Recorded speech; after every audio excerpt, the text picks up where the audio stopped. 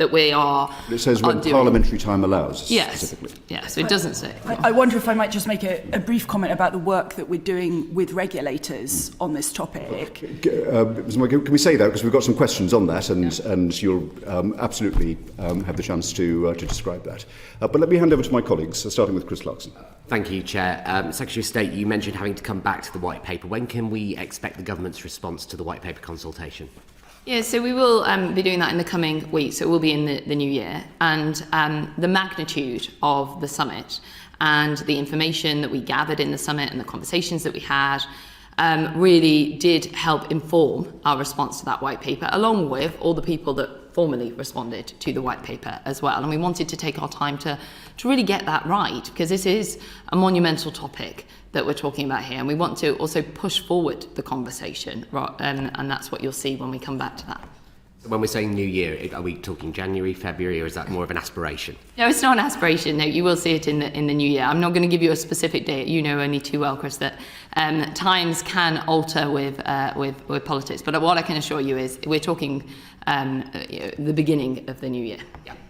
In that case, can you update the committee on your efforts to establish a central regulatory function? Yes, we've already started that and begun. The central regulatory function is in DCIT, and that has many functions that we outlined within the white paper. So one of those functions is around horizon scanning, if you like, trying to sort of help the regulators fill in some of the gaps that I know you had raised as a committee before, to support the regulators, and also to act as a support function to the regulators as well. So that is a team that is growing already within DCIT. And do you envisage that being a sort of hub and spoke with existing regulators, or do you see this as sort of like a separate regulatory function? It's not a separate regulatory function, so it's not a regulator per se. It is a support function, in essence, to the existing regulators. And obviously our thinking on this may evolve over time as to what exactly the support that regulators need is. And what we're doing with our existing regulators is we're speaking to them, not just from our department, from the departments that are the lead departments for those regulators as well, to make sure that they have the correct support in place and that we're using that central risk function in the right way. We've also got the DRCF, which we gave £2 million to as well, to support the regulators in addition to that. Would you say this is more of a sort of bespoke approach for Britain rather than sort of, for example, trying to replicate what the Europeans have done or what the Americans are trying to do? Yeah, so there's two schools of thought. You could set up an AI regulator and a standalone. But the problem is that AI is in every different sector, and we've taken an approach that actually you need to be quite driven by the context in which you use the AI as well. And so if we were to set up an AI standalone regulator, there would be a lot of duplication across the board. And we're not convinced that that would be the best and most efficient way of doing it. Also, it takes a long time to set up a regulator. We've got this existing fleet of regulators out there. What we need to do is make sure they've got enough support. We're talking to them about making sure they're getting the skills that they need, and a number of them have already been really on the front foot on that. If I'm thinking of Ofcom, for instance, CMA, for instance, and making sure that they can actually understand and process this topic. Thank you. Thank you very much indeed. Graham Stringer and then Stephen Metcalfe. How many people in the department are working on AI?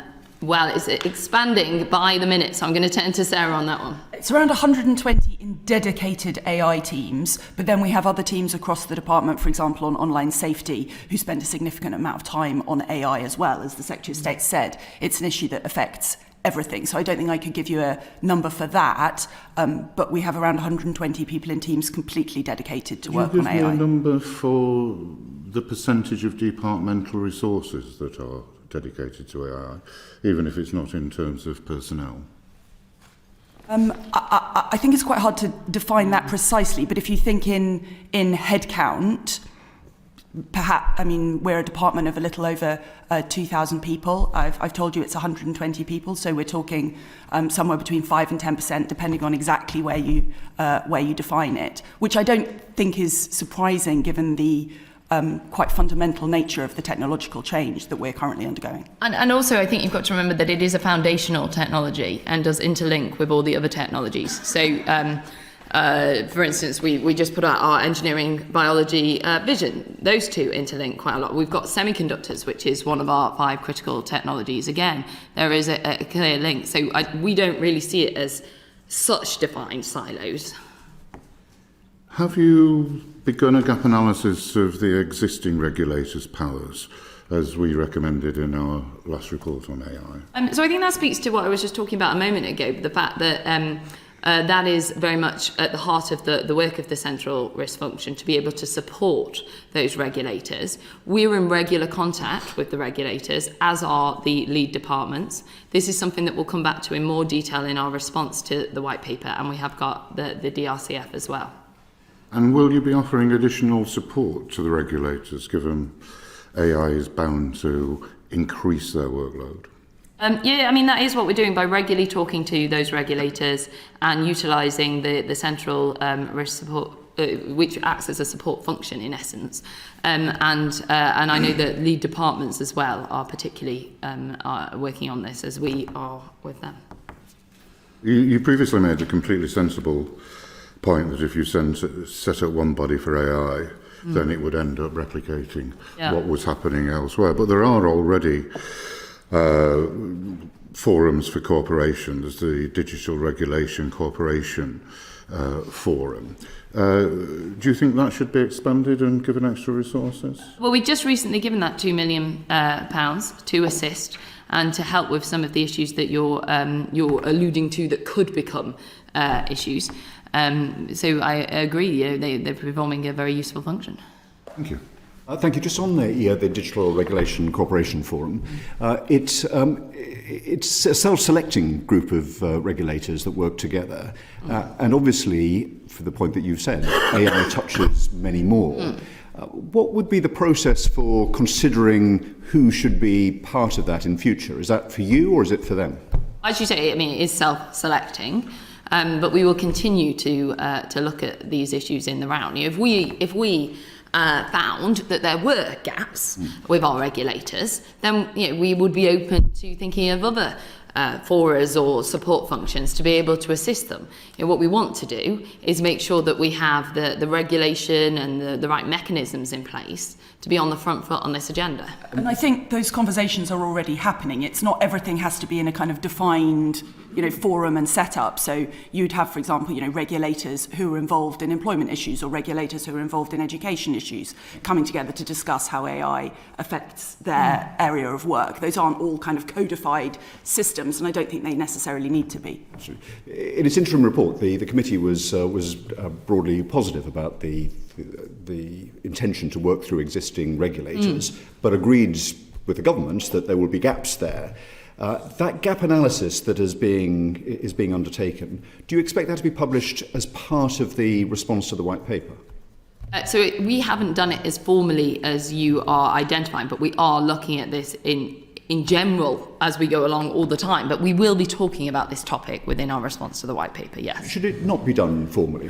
I think this is an ongoing process, surely, because AI is an emerging technology. So if we were to do one gap analysis now, in a few months' time, it might be totally different. So we need to be constantly doing that gap analysis, is what I'm saying, by working hand in hand with the regulators, by utilising the central risk function, by utilising forums like the DRCF. That's why we gave it some public funding of £2 million.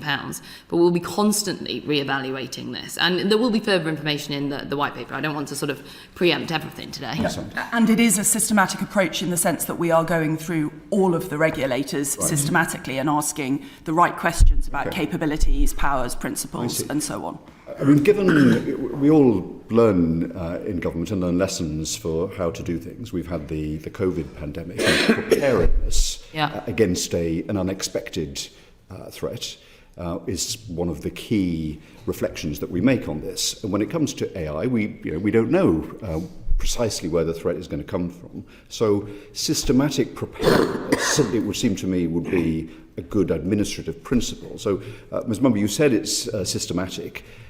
Can and should this analysis, this gap analysis, be shared and no doubt be kept updated? I think this comes exactly to the point the Secretary of State has been making, which is it's a continuous process. So doubtless there may come a point where it's appropriate to share more details about it. But if I may just give you a little bit of a sense of what those conversations look and feel like, sometimes you're talking to a regulator where the discussion is moving from an initial discussion about capability and whether they have, for example, the right expertise on their board, through into, okay, now as we've built our capability, we have reflected more on questions about our powers, and the thing that we originally thought we might have needed, we now no longer think we need. It is a genuinely iterative approach. If I thought at this point we were in a position to say in a sufficiently kind of clear and robust way, these are exactly the three gaps, then of course we would act on them. But in fact, that isn't the way the conversations are going. In the main, in fact, because our fundamental framework is about outcome-based regulation, typically the regulators already have the fundamental legislative underpinning they need about outcomes.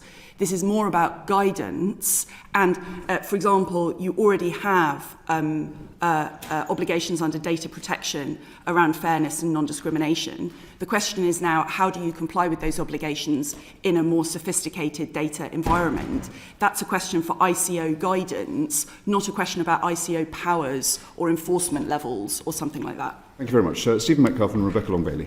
Thank you very much. Good morning. Just following on from Graham's initial questions and recognising that AI is a foundation technology. You said 6% of staff within the department are working directly on AI. Is there any kind of upskilling training programme for the other 94%? Because everyone needs to know about this technology, and obviously as the department charged with looking after it, we'd expect all the staff to have some sort of knowledge. Would you like me to take on what you said? I mean, yes, absolutely. It's an excellent point. And if I may, it isn't just AI. Actually, that's only one of the technologies that we want to see upskilled across both the department and the wider civil service. You might know at the moment there's an initiative this year to ensure that every civil servant across the system gets 7 hours of training related to data. That's the One Big Thing initiative. We're making sure that we implement that in the department. I think that's a really important foundation.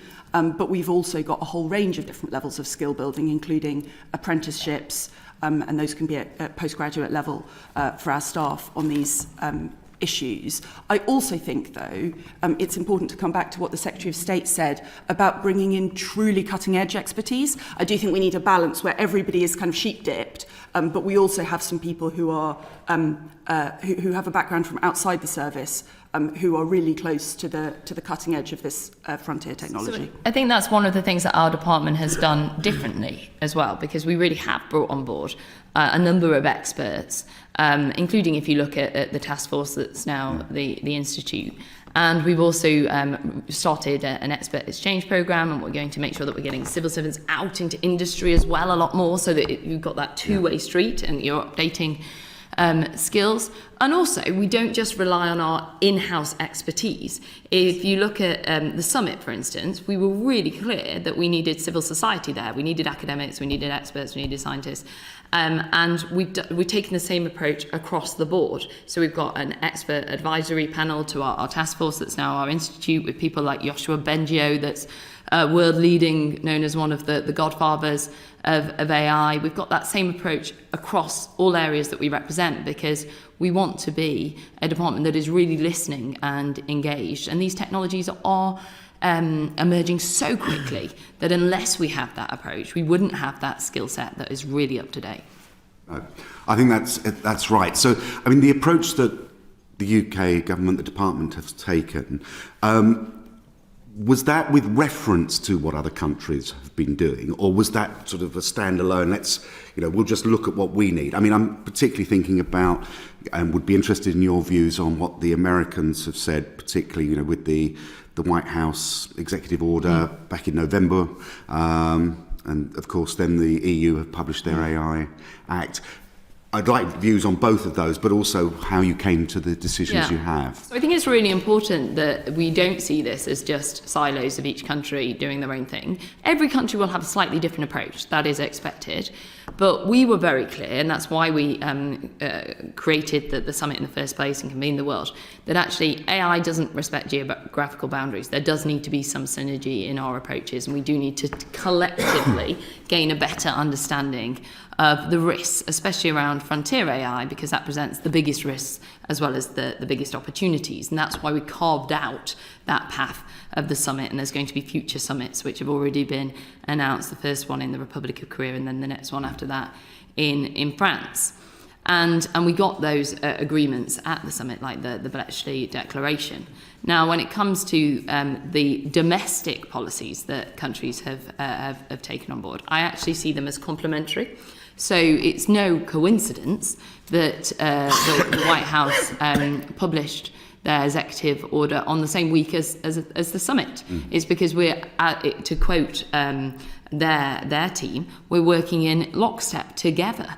It's also no coincidence that they announced that they were also going to have an institute, like we're going to have an institute, and the two can complement one another.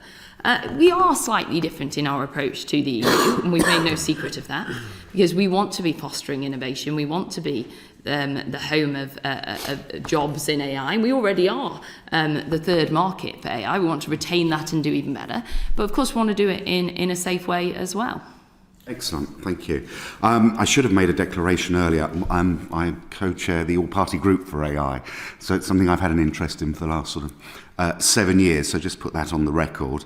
The EU have taken a slightly different approach, you said. I mean, they've taken this sort of level of risk approach. Now, I think the government is right not to have brought legislation forward in the King's Speech. I was actually quite pleased because I think from all the discussions we've had, it's not clear yet what you're actually trying to legislate. Everyone's running around going, legislate, what? Because people aren't actually giving us that answers. But that said, there must be some good ideas out there. Categorising AI tools by the level of risk potentially is one of them. What's your view on that? And there is this question that if we aren't going to legislate, I said, which I think is correct at the moment, there are those who say that that will give the EU and the US an advantage over us in this quite rapidly changing environment over the next year as new models emerge. Do you agree with that? So on your first point, you're right in terms of, so we've got the high level information of what the EU AI Act is doing. The full thing's not been published, and obviously that is subject to change, so I caveat my remarks in that regard. But what they are doing, you're right, is basically codifying sectors based on risk, which is quite a blunt tool and doesn't allow much scope within those sectors, whereas we're taking an approach that is much more context-based. They are also setting up the EU AI office that will regulate AI and be able to do the evaluations. But like I said, that's going to take many years, 2 to 3 years. This whole thing will have moved on dramatically by that point. So I don't think we're going to be left behind or lagging behind. In fact, we're leading the way at the moment. We've invested more than any other nation in this agenda. We're the only ones that have an institute that is up and running and capable of evaluating this next set, this next generation of models that's about to come out in the coming months. But we shouldn't see this as us in isolation and their policy. They all interlink and support one another as well. You know, the vast majority of these companies are based in America. It is helpful that they too are shining a spotlight on this issue. That was the whole point of Bletchley and the summit. We wanted the rest of the world to recognise the huge risks around frontier AI and the huge opportunities, and for us to all act together in the ways that work best with our constitutions and our approaches. Excellent. Thank you. Thank you very much. Thank you very much indeed. Rebecca Long-Bailey and then James Davis. Thank you. Secretary, when can we expect the AI Safety Institute to be fully operational and a management team in place? So we already have Ian Hogarth that was leading on the task force, and he continues. He's got a long-standing, fantastic career and deep understanding of AI, including at the frontier. And we have the team of well-established experts with the expert advisory panel who I mentioned before, includes Joshua Bengio, includes people like Anne Keys-Butler from GCHQ. So these are incredible minds that will be able to support on this work. They have already done evaluations of models. They did demonstrations at the AI Safety Summit, and I would like to offer that invitation for the committee in private to see those demonstrations in the new year, which I'm sure you will find very useful and illuminating as well. But what they will be in a position to do now is to be able to evaluate those next generation of models when they come out. But obviously we will constantly be adding to that team of individuals and developing our skill set, and they will constantly be developing their approach and the way that they tackle this as models over time change. And has the safety test work begun that was announced at the summit? Yeah, so that is the evaluation stuff. So we haven't evaluated the next generation of models because they're not ready to be evaluated yet. We have already evaluated some of the previous models, and that was why we were in a position to do those demonstrations that you can be party to in the new year.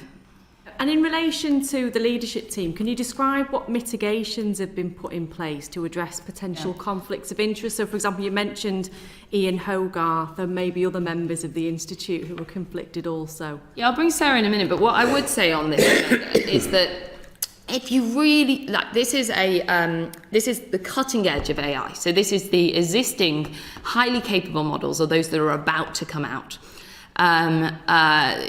The people that truly understand this area, a number of people allege that you can only fit those people into one train carriage. So that just illuminates how these skill sets are quite sparse, and we're talking about a real specific area. So if you want people that are experts in this field, that have the knowledge of industry and academia and can really bring those adequate skills to the table, they're naturally going to have some conflicts of interest, because otherwise they've had nothing to do with AI and they're not the type of people that you want. So I think we have to start from that premise to understand.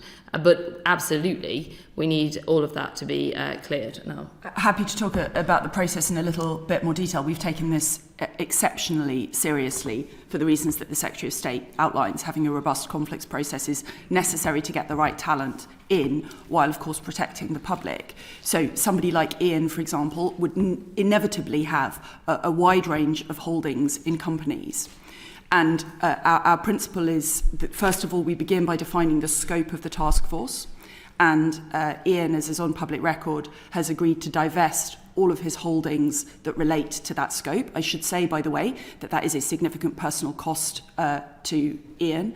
And all of those divestments will take place at the value of the holding at the time of Ian's appointments. So he has not been able to make any financial advantage whatsoever from any of the interactions he's had as part of the task force. And I mean, I personally sat with Ian and went through every single line of his portfolio, and I'm absolutely satisfied that we've taken a robust approach. And as you can imagine, we then scale that approach to other members of the task force. It's not identical for every individual, because people will have different levels of exposure to policy, for example. But we've actually built a conflicts capability dedicated to the task force, exactly so that we can have these conversations in a robust, systematic and, if I may say, pacey way, so that we can bring people on quickly.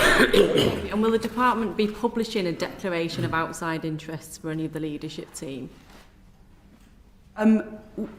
We wouldn't usually do anything different from what we do in the normal structures for civil servants and public appointments.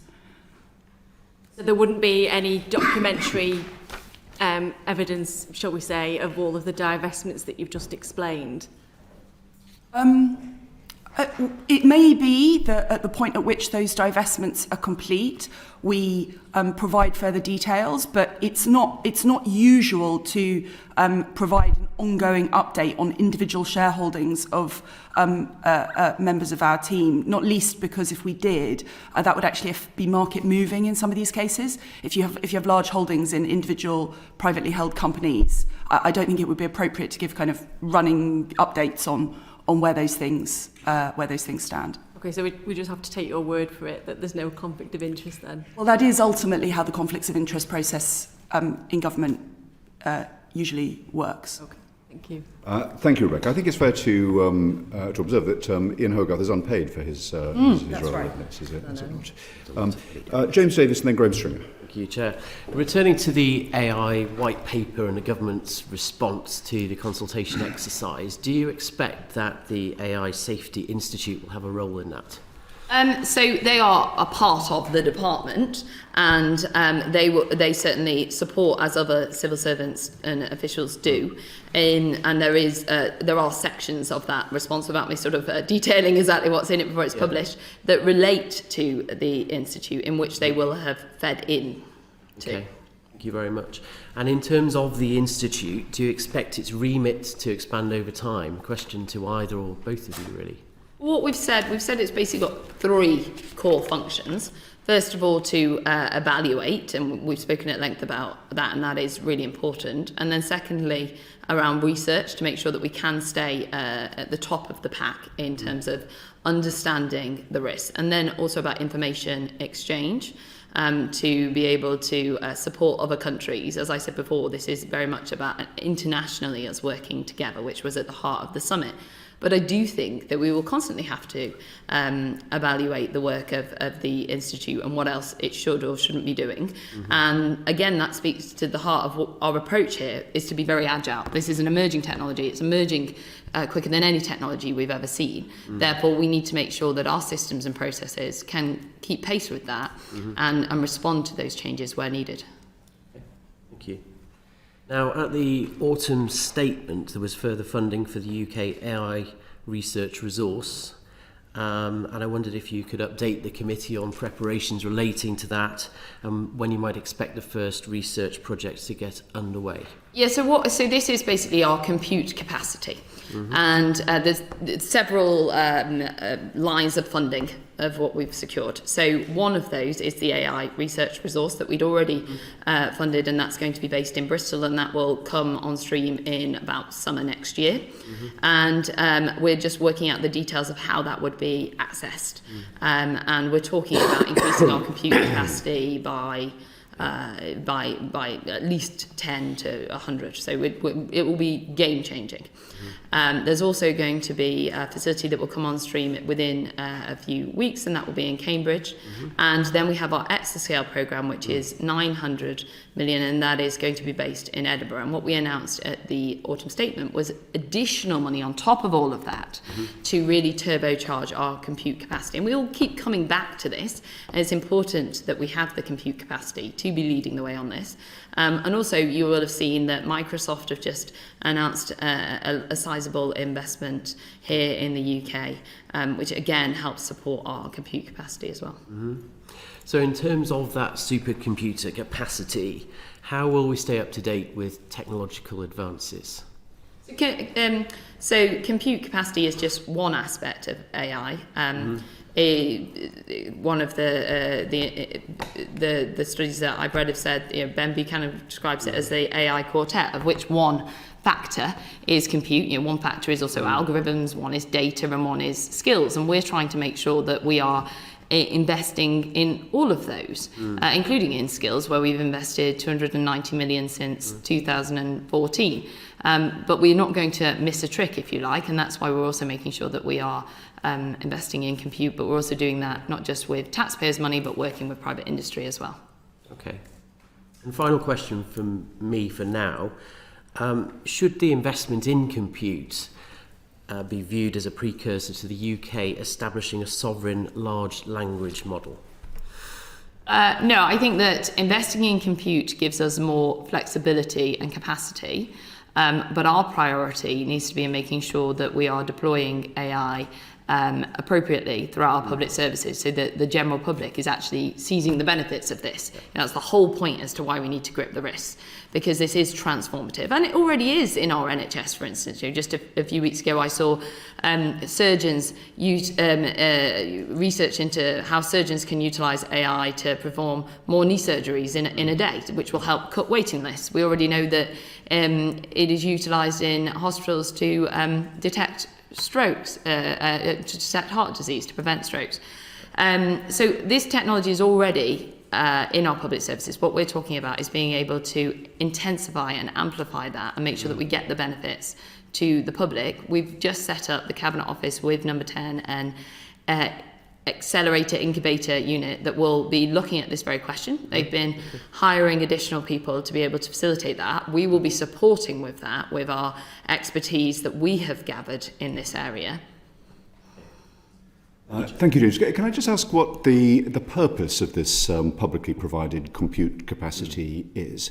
Is it to make Britain more attractive to big players like Microsoft and Google, to in effect sort of subsidise them and allow them to, or encourage them to be here? Or is it rather the opposite, to kind of rebalance the playing field so that smaller players are able to access compute resource so they can compete with those with bigger pockets? What's the intention? Yeah, I mean, just to be clear, it's not so that the taxpayer can fund the likes of Google to have access to compute. This is about enabling researchers to be able to have access, and we will look at the exact mechanics of how smaller businesses would be able to access that, and we're working through all of that, and we'll publish some details. It's in our interim report, we talk about the access to compute challenge, about smaller players not having the deep pockets. Yeah, so this is squarely about that. Yeah, exactly. So you said you're thinking about the access requirements, and that is, I assume, therefore, to exclude those that have adequate resources of their own and make it available to those that need that help to make the market. We're going to come forward with the exact details of how this will work, but I think the name on the tin is, the research resource. So it sort of will do what it says it's going to do. When you say research resource, is this for kind of academic research or for developers, small developers, for commercial purposes? So we are looking at how exactly this will work, and we will publish further details on it, outlining exactly how that will work. In the white paper response or separate to it? It will be separate to it. Thank you very much. Graham Stringer and then Chris Larkson. In September, this committee went to the United States and we talked to the tech companies, academics, private sector politicians about AI. My view, I'm not sure if it's shared by the committee or not, was that most of the people we spoke to were quite relaxed about the development of AI. The exception really were academics at Harvard and other places who were not worried about the technology itself, but were very worried that the tech companies are controlled by a small number of very clever people who are libertarian and have scant regard for democracy. You've obviously thought deeply about AI. Would you agree with that analysis of the Harvard academics?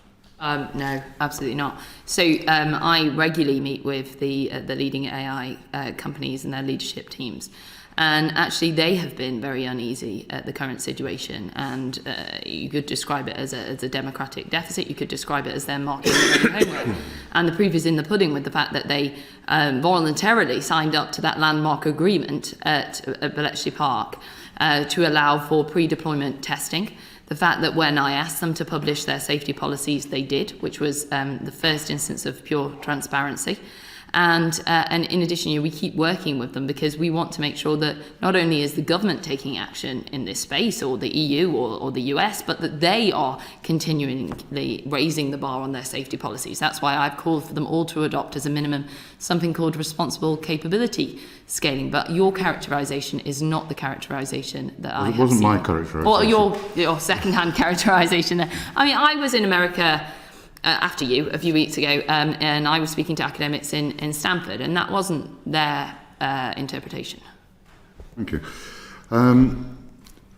This country has had a very poor record on productivity over the last 14, 15, over quite a long time. I'm not trying to make a party political point on that, but we've had really zero increase in productivity.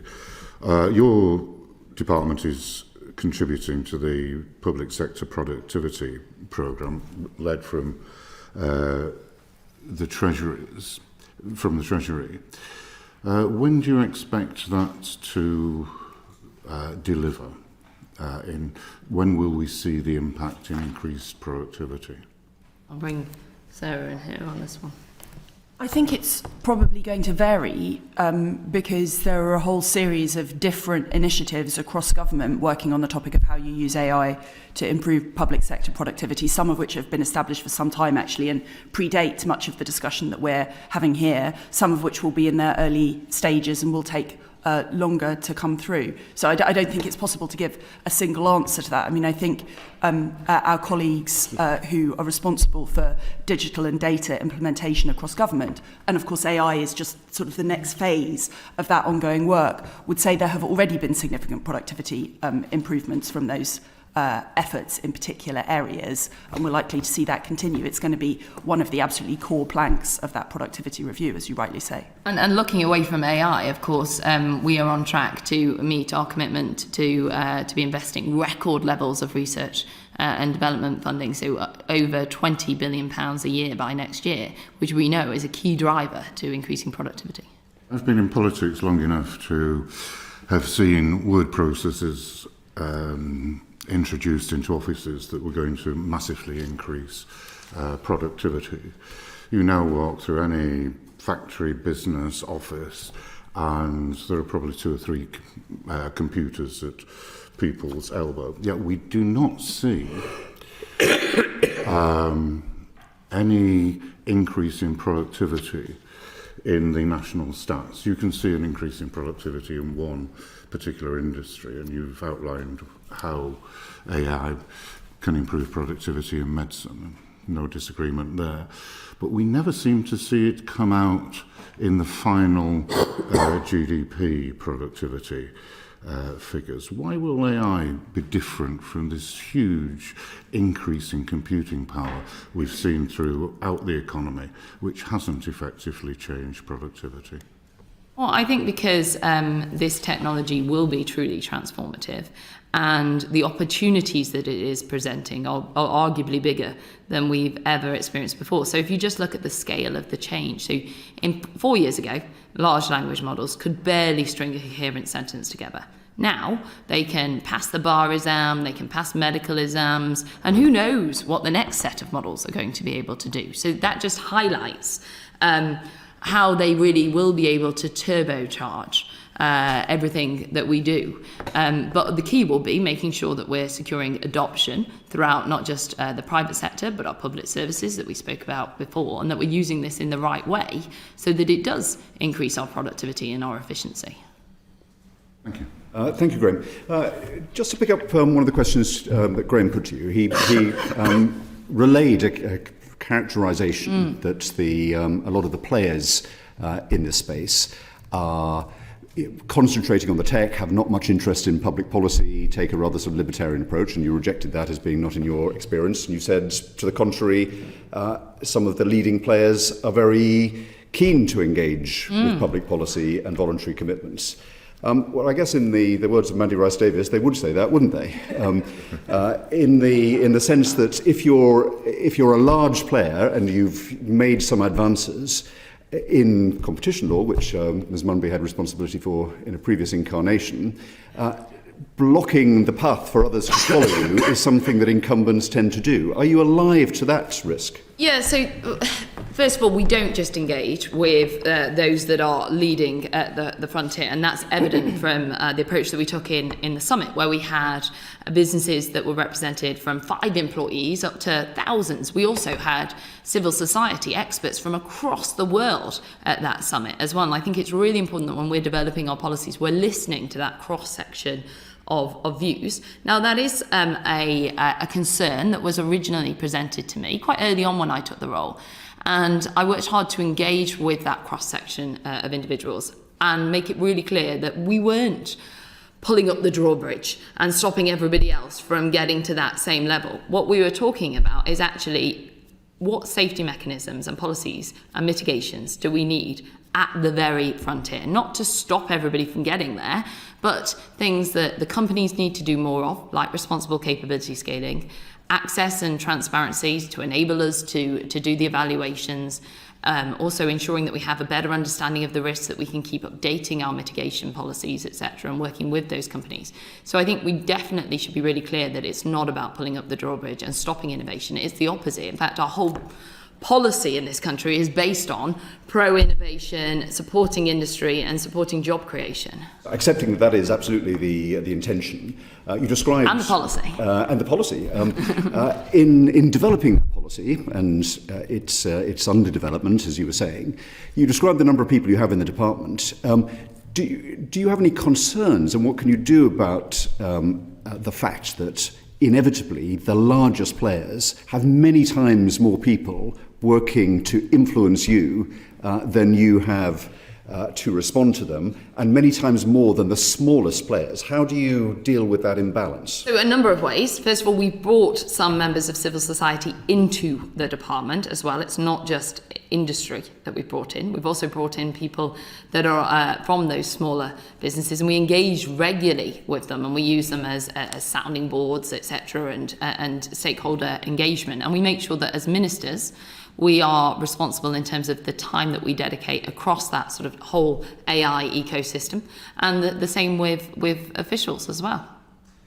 And I happen to know some people that work for your team, and I think it's worth saying in public that you've got an impressive record in drawing some of the really excellent people from the private sector into public service in this way. Let me ask one further question on this before I turn to Chris Clarkson. One of the big questions for policymakers in which different companies do have very strong views is the question of open source. Yes. There are some very large players that say allowing open source access is very dangerous and it should be therefore restricted to trusted providers. There are some other big companies that say quite the reverse, that actually to get the full contestability and innovation, open source should not only be allowed, but may even need to be mandated. Yeah. How's the department, how's the government going to resolve this dilemma? Quite right, that's certainly how the debate is currently framed. And it is something that we need to continue to do more thinking on. It isn't dealt with as far as I can see from the headline information that we've been given on the EU AI Act. So it's something that not only do we need to think about, other countries do as well. It's something that we put on the agenda within various points of the summit for discussion. But I actually think we need to reframe this debate, because at the moment it is seen as very binary. It's either open source is a very good thing or it's a very bad thing. And I was speaking to Irene from Hugging Face, and she represents the view that I share, which is very much that actually surely our concern should be around the capability. And sometimes, depending on the capability, you would be less concerned if it was open source. But again, if it was it had what could present more risks in terms of the capability, you'd be more concerned. So I think we need to be more mature in our approach to the conversation, and therefore in our policies responding to it. But I think this is very much a nascent policy area in every country at the moment, and one that we are continuing to explore further.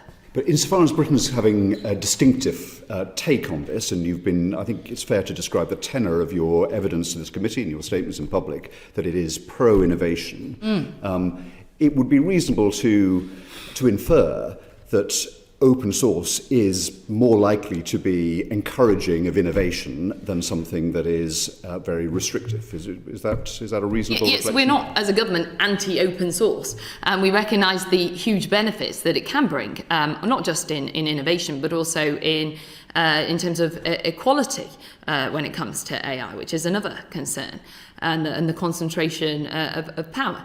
But what I'm saying is that I think we should be less binary in our approach to this and focus more on the capabilities, which is at the heart of the issue. But we need to further delve into this topic. And that goes back to what I was saying before as to why it's so important that we've brought the experts on board, that we're really delving into some of these issues and the risk agenda as well. Thank you very much. So finally on AI, Chris Clarkson. Thank you, Chair. So I'd like to turn to a subject which I don't think anybody really has thought about at any stage of this table, which is elections. We are all aware of, for example, a few months ago, there was some audio purporting to be the purporting to be the leader of the opposition, to engage in a swearing rant. That was a deep fake. There is a decent chance that there is going to be some AI involvement in the next election, whenever that next comes, whether that's in the forms of deep fakes or generated content. Has your department given any consideration as to whether or not the Electoral Commission requires any further powers to deal with that? So on elections in general, so at the moment people could go and do Photoshop, for instance. What AI will enable is for deepfakes to be much more sophisticated and easier for people to think that they're authentic.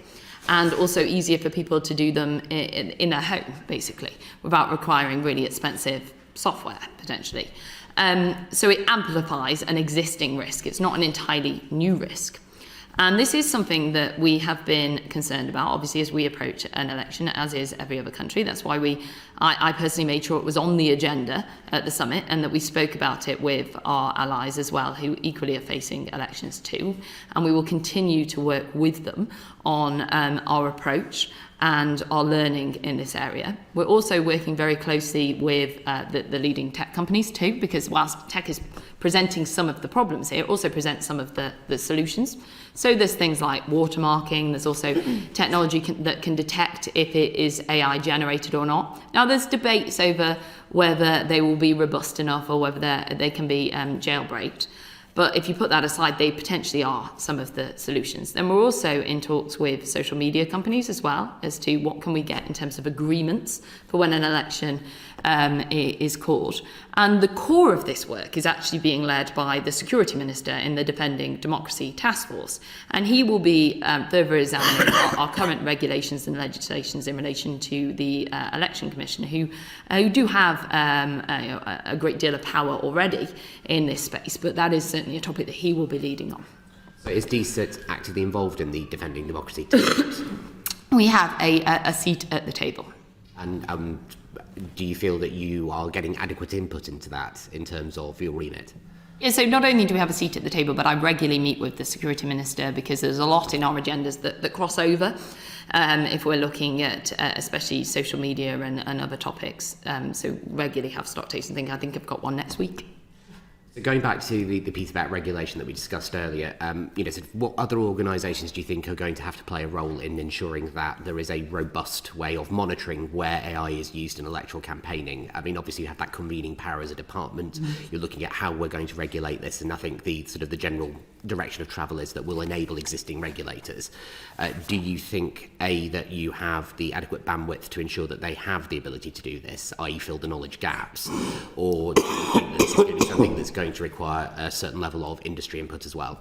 I do think it does need some industry input as well, which is why we're working very closely with the social media companies as well, because that is the way in which these AI deepfakes will spread extremely quickly. So it will be, we will need them on board to be able to act quickly as well. And we're also working with industry, as I said a moment ago, to ensure that when the solutions to these problems are being developed, things like watermarking and AI technology to detect if it's AI generated, that we're in a position to be able to deploy that, including on things like elections. And we're staying on top of this agenda. Every country is facing this issue. It isn't, as I said, new risks, it's amplifying existing risks. And that is something that is in general what AI does. And in our risk documents that we published ahead of the summit, we were the first in the world to do that. One was produced by GoScience, so our leading scientists, and one was produced by our intelligence services. They basically summarised the risk, but they articulated that they are amplifying existing risks. Will you be encouraging platforms to follow Meta's example and require advertisers to actually flag when there is AI used in content? I mean, that's only part of the issue that is of concern when it comes to elections, because the biggest threat is not, I would argue, not an advert, but more of a crude image or a crude video that is shared multiple times between individuals rather than formally advertised and paid for on a platform. Things will go viral without that mechanism. So we need to make sure that social media companies are looking at this in the round. I completely agree with you. It does have an amplifying effect. I mean, you know, for example, if Tracy photoshops a picture of me kicking a puppy, it's not as potent as a video of me kicking a puppy. Not that I ever kick puppies. I'm more of a cat person. But Kick cats? Oh, he said it. depends what colour rosette they're wearing. But do you, coming off the back of that, do you think that there is a space within the Defending Democracy Task Force to actually set up some sort of almost regulatory framework for how this is going to work? I mean, is that the eventual outcome of the task force, or is the task force going to come up with some sort of flavour recommendations for what people need to do? How prescriptive is it going to be? So I can't predetermine the exact end goal of the Defending Democracy Task Force. What I can say is that this government is taking this extremely seriously. We've set up a whole task force dedicated to it, led by the Security Minister. He is supported by my department that have got many work streams on this agenda. It's why I put it on the summit's agenda. It's why I'm talking to my counterparts on it. When I went to America on my departmental visit a few weeks ago, it was one of the topics that I was certainly talking to them about as well, because we need to work together with our allies on this. So I completely agree with you on that. I mean, obviously the US, Canada, us, various other countries having elections. Is there any shared learning from that, from those discussions already? There is certainly in terms of our approaches, and we need to continue to share that learning and make sure that we can grapple this issue together. Thank you. Thank you, Chris. There were a couple of brief supplementaries, please, from Stephen and then Catherine. Thank you very much. I think there is no doubt that this is a risk, a big risk, and that it will play a part in the next election. I completely agree, it's amplifying an existing risk. A lot of what can be done could be done, but this technology allows it to be done at scale. Yes. So the other part of this, for any of that to work, is for us to be susceptible to the output of AI. What measures, steps is the government taking to make the general public, us, more informed about the risks of being misled by AI? An awareness campaign. You know, we grow up with certain technologies and we become comfortable with those, and then new technologies come along, and this has the potential to mislead us. We need to be more sceptical. How can we create a more sceptical public who don't believe everything they see or hear? I suppose first of all, you do have to be quite careful on that. I've read studies of which suggest that there is a concern that you go too far on that agenda, and then people turn off all news. And so obviously you've got to enable and inform people to better be able to decipher which sources are more likely to be credible over others. And it is difficult when it comes to AI because it can look indistinguishable between verified sources. And one of the things that we put within the Online Safety Act was a clear work stream around media literacy, tasking Ofcom, and this is something that we'll continue to double down on. And I know industry themselves are trying to do more in this space as well. And we're starting from a younger age as well, so that we can better inform the next generation upwards. But as this becomes more and more sophisticated, this is something we are going to continually have to revisit. Thank you. Thank you, Catherine. Thank you, Chair. Just returning to kind of measures to mitigate the potential risk of electoral fraud. I just want to press you slightly on timescales because I grant you that as this technology evolves, there requires evolving solutions and a flexibility.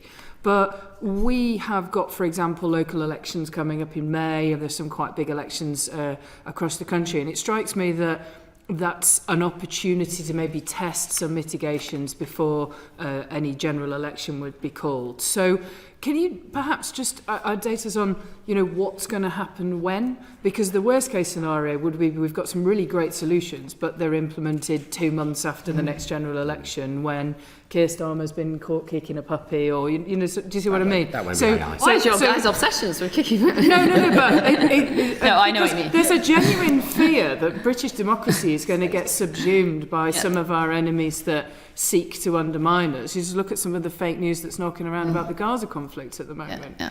So I can't speak for the exact timeframe of the Defending Democracy Task Force because obviously I don't lead that, the Security Minister does. What I can say is that we are working with social media companies to make sure that something would be in place relatively soon. What does that look like?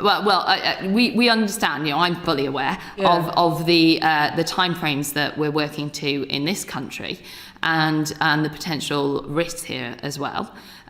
Nobody has a silver bullet answer on this topic. As I said before, some of the potential technology solutions around watermarking and AI detection software, there are many critics of those who suggest that they will never be produced to a level that is beyond jailbreaking. So I just want to say there is no silver bullet, but this is something that the government is taking extremely seriously. We've got work streams that are working at pace, and we're working with our international counterparts as well, and we do have the Electoral Commission as well. Yeah, so do you think that there's any chance of seeing maybe some trial efforts to mitigate before May's elections, for example? So when you say trials, do you mean in terms of approaches from... I mean in terms of something being delivered in the real world as opposed to, just a assessment and strategy and... Yeah, so in terms of, we are working to be able to deliver something with social media companies that will be effective in this space. The Defending Democracy Task Force has many other strands to it and initiatives that will be pursued as well as. I can't talk to the time frame of that because we don't lead this work in entirety. In fact, this is led by another department in essence. We're almost supporting via our networks and relationships. Okay, understood. Thank you. But just finally on this point, do you expect that to be in place for the next general election, or would the election be some sort of... Well, I expect that by the next general election we will have robust mechanisms in place that will be able to tackle these topics. Absolutely, yes. Thank you very much indeed. We're now going to broaden our focus a bit, having talked for an hour about artificial intelligence. We're now going to look more broadly at the work of the department. And to kick off our questions on that, I'm going to turn to my colleague Rebecca Long-Bailey. Thank you. In February, you set out 6 priorities. What progress have you made so far? Yeah, so on those priorities, one of them was in essence about scale up. And that's one of the key priorities, I believe, to be able to advance our abilities to become a science and technology superpower. And there's a number of initiatives that we've took, but also supported by the Treasury on things like Mansion House reforms, the LIFTS agenda. We also published our response to the spin-out review just last week, which included a £20 million fund for proof of concept. One of the other lines on that was around research and development, and we have pledged and are on track to have £20 billion spent by the taxpayer by next year. One of them was also around our international work in essence, and we've obviously secured an agreement around Horizon. We did the Atlantic Declaration. We've got a wealth of MOUs. One of them was around our legislative agenda. We're on track in terms of progressing our data bill, our digital markets bill. One of them was around the Online Safety Act. We've we've completed the Online Safety Bill, and that is now an act. So we've been making tangible progress on all of those. And in addition, we now have a strategy or a vision for every single one of our 5 critical technologies. And one of the first things that we did as a department when we were formed was we produced the Science and Technology Framework, which I describe as basically like the blueprint to which our department is working to, but more than just our department, it's a cross-Whitehall document. And our role as this new department is to hold the other government departments to account, to make sure that we are delivering on that, and that we've got much more cohesion and synergy on this agenda. One piece of good news yesterday was the announcement of your second DSIT HQ in the city of Salford.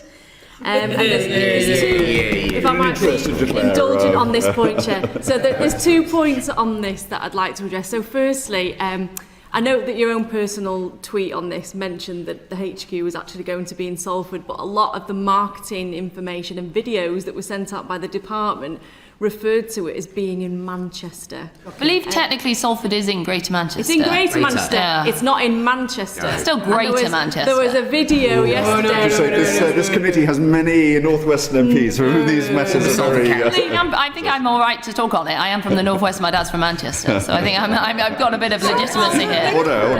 Rebecca. It was quite disheartening, really. There was a video reel that lauded great achievements in the city of Manchester, whilst also announcing the birth of the new DSIT HQ in Salford. So if that's a point that the department can address going forward, Yeah, I've and make noted it your clear feedback. that it's in the city of Salford. But more importantly, I would like to see the new HQ benefit the residents of Salford.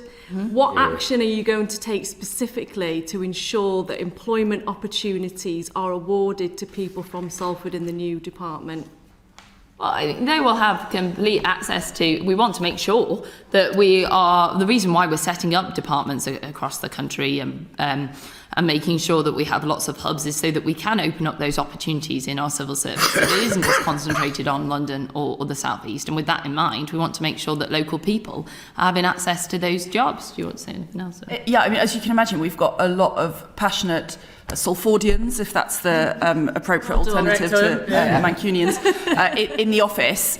And it's a wonderful opportunity where they're beginning to do work on reach out to local schools, reach out to local universities. There's, of course, a really thriving tech scene in the area, which we think gives us huge opportunities to access talent. So we're really enthusiastic about actually not just for DSIT, but for other digital and technology parts of government based in the area, including GHCQ, for example. We think we can work together to attract brilliant talent into the department to help to fill our goals.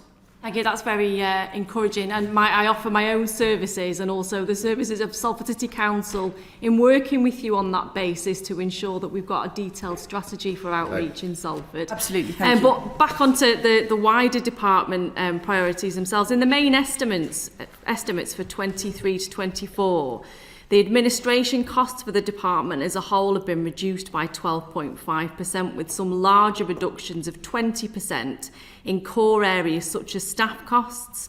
What are the implications of this reduction going to be on the running of the new department? I think I'd probably need to see kind of exactly what number you're comparing to what number, but I think those are probably technical adjustments. We certainly haven't got a 20% reduction in our admin position kind of in any sense happening on the ground. Okay, thank you. Thank you very much. Just in terms of administration costs, obviously UKRI are a big source of the department's funds, the biggest. Do you have an understanding of the administration costs there and whether they are being reduced as they are in central government? Obviously, there was the grant review to assist with the reforms of UKRI, because it is a very large organisation that has hoovered up many, and by its nature, we want to make sure that it is as efficient, as effective as possible. In fact, I met with Ottiline and Andrew just last week. We have regular meetings on this agenda, and they are making good progress on the grant review. I don't know if there's anything you wanted to add on the grant review. Only to say specifically on your question about UKRI admin, at the last spending review, some quite ambitious targets were set for UKRI OPEX and headcount, and we work very closely with UKRI in making sure that we can deliver against that programme. But it's a very active set of work with clear targets that we've been asked to achieve. One of the ambitions for UKRI when it was created following the nurse review was that there should be an agility, a kind of a paciness of response to, especially to investment opportunities when there was the possibility of commercial investment being backed by government investment. Have you made an assessment of how well you think it's doing in that agility to be able to land investments? I think there's definitely still room for improvement, hence why we are working with UKRI and we are ensuring that progress is made on the grant review. And what we want to be doing in general is making sure that we're bringing in more private investment to supplement the taxpayers' money. So for every pound that the taxpayer spends on research and development, we estimate that it's about £2 that generates in terms of private investment. But if you look at some of the recent work that we've done with, for instance, the biobank, where we've got Eric Smith and Ken Griffin to contribute as well in terms of philanthropy. That shows how we are trying to make sure that it isn't just the same old approach of the taxpayer funding. Thank you. Let me turn to Graham Stringer, then Stephen Metcalfe. Can I say, Minister, that I'm quite relaxed whether you call it Manchester or Salford, because I represent both. So, But you say you want this country to be a scientific superpower. How would you define that? Yeah, so I think it's a really good question, and we've got a whole framework that is dedicated to that mission. And there are many different ways that you can define it. I think one of them is to make sure that we are continually punching above our weight. So at the moment, we already have one out of only 3 economies in the world that is rated at over $1 trillion for our tech sector. We are a world leader when it comes to, one of the world leaders when it comes to life sciences. We have second of the most companies in quantum in the world. We really are excelling in a number of these ways. But the international competition on these agendas is really fierce. And so what we want to do is make sure that we aren't slipping backwards, but we're also channeling in inward investment. And there are 10 strands to that science and technology framework, so several different areas that we need to be progressing so that we can then achieve that goal by 2030. And we have a number of metrics that are also in our internal documents, aren't they? Yeah, that's right. So as part of the ODP, of course, we define metrics right across our picture. Without wishing to sort of bore you, I think it's important to note that there is no single metric for this, right? It's always going to be a basket of indicators. But that goes right from government and private R&D investment through to measures about citations, patents, through to VC and equity investment levels, through to GVA in some of the specific sectors that Michelle was talking about. And also the soft power influence as well, because if you look at what we did with Bletchley and the AI Summit, that wasn't quantifiable in terms of figures, but it really did demonstrate that we were a world leader when it came to AI safety. And yet, you mentioned slipping back. Just under 12 months ago, Kate Bingham made a pretty excoriating attack on the government science policy. She was a heroine of the COVID time, but she said that all the knowledge, all the information gained in that allowed us to be genuinely world leading in developing vaccines has been lost and stifled by civil servants, that we had lost investment in this country because JKN and AstraZeneca had invested elsewhere. So there's that side. At the same time, the Society of Chemical Industry have said almost the opposite of Kate, but the same basic point that we're not doing as well as we should. They think that they're not getting the support in the chemical industries that they need. And in a private meeting last week, we heard from astronomers that there are now less PhDs and postdocs in astronomy than there has been in the last quarter of a century. So I know it's not easy, and there's not one metric, I accept that. But do you accept that there is reason to be concerned there? So I just wanted to pick, so you focus quite heavily, predominantly there on life sciences, and we had the Life Sciences Council the other week. It's as far as I'm aware, we're the only country in the world that have such a powerful forum. And we also had the Global Investment Summit the other week, at which many of the life sciences companies were represented. And that's certainly not the mood music that I was hearing.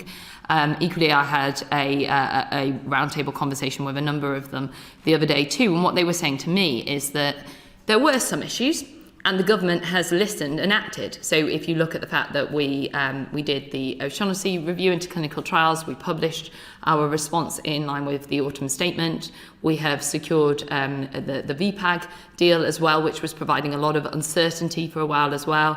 We did a 650 million Life Sciences Growth Fund. We also, in the autumn statement, had over 500 million for life sciences for manufacturing. We've had some really important announcements like the BioNTech announcement. Also, I mentioned the Biobank before. We've seen reform of the MHRA. So yes, there were issues that had been raised, but I think the mood music that I was certainly hearing is that this is a government that has listened and acted. Thanks.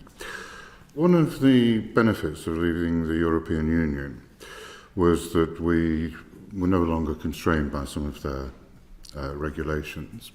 We have lost most of our agrochemical industry because of the EU's regulations on GM foods. Do you think we should be moving to allow more GM technology than were allowed under European regulation? We published our engineering biology vision just last week or the week before. The weeks have merged into one, and we were saying that we want to be on the front foot on this agenda, and we dedicated £2 million, and we set out the strategy, if you like. And we've also creating a task force to look more deeper at the issues, a steering group actually, that one. But we do need to have safety in mind and synergy as well with other international counterparts. So we should utilise Brexit for the opportunities that it presents, but we shouldn't utilise it to lower standards. I agree. I mean, there's been more than 2 trillion meals served around the world with food that's being produced using GM technology. So it's not. I think it's fairly well proved that it's not dangerous. There are other areas of medicine as well as food where GM technology would be used. It has become an ideological battle, not a safety battle. And I would have expected, given both the Conservative Party and the Labour Party, when we were in the European Union, argued that we should be allowed to develop GM technology, more progress than has been made since we left the EU. Do you think we should make more progress? One of the things that we've done is we've tasked the Regulatory Horizon Council to look at the regulation in this space. And also one of the announcements that we made with the autumn statement is £5 million dedicated to a sandbox on engineering biology. So we are looking at how we can make our regulations more flexible and more agile to be able to support industry in this respect. I think just as a comment, I think we could move a good deal faster. A final point question, if I may. Looking back on COVID and reflecting on both ministerial and science involvement, two things strike me. One, of all the ministers involved, there was a glaring absence of a science minister. And I'm pleased that we have a science minister in the cabinet now. Would you, if there is an epidemic, and hopefully there won't be, would you expect to be involved in a way that no science minister was involved last time? I'll come to the second part of the question, if I may, because that's later, if you could respond to that. Yeah, so obviously there's the independent inquiry going on at the moment. I don't know whether this is something that they will identify as something as a lesson learnt. Obviously, this agenda was in the Department of Bays at the time, and I'm sure that the Secretary of State responsible was privy to a number of the conversations. But you're quite right. Now we have this department dedicated to science, innovation and technology, and the fact that life sciences itself is partially in our department and the Department for Health. I would anticipate that should there, and God forbid, be another pandemic like that, that we would play a leading role in that, absolutely. Thank you.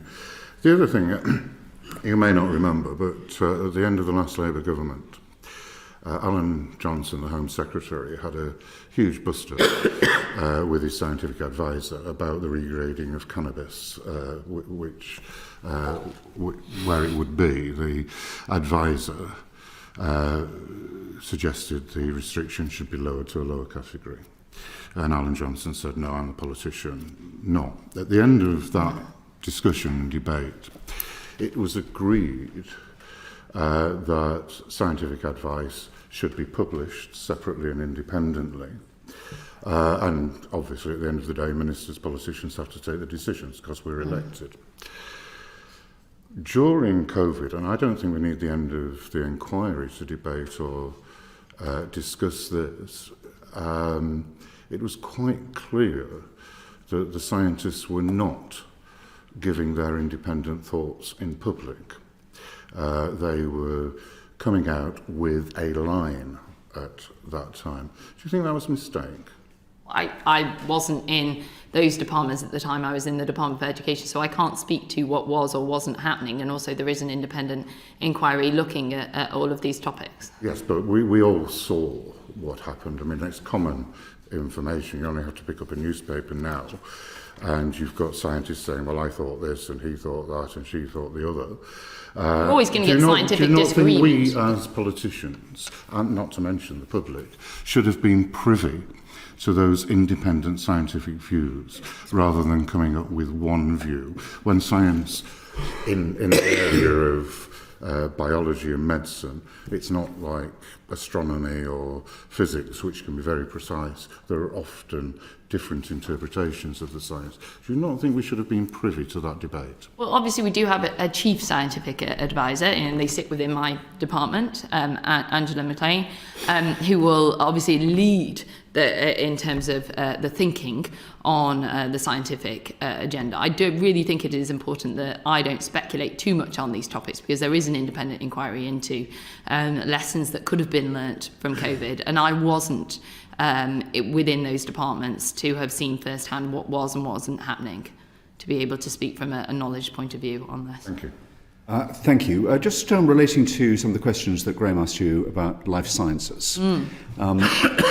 Graham and members of the committee went to the Rosalind Franklin laboratory outside Leamington Spa, which was set up to be a state-of-the-art testing facility for viruses and other purposes.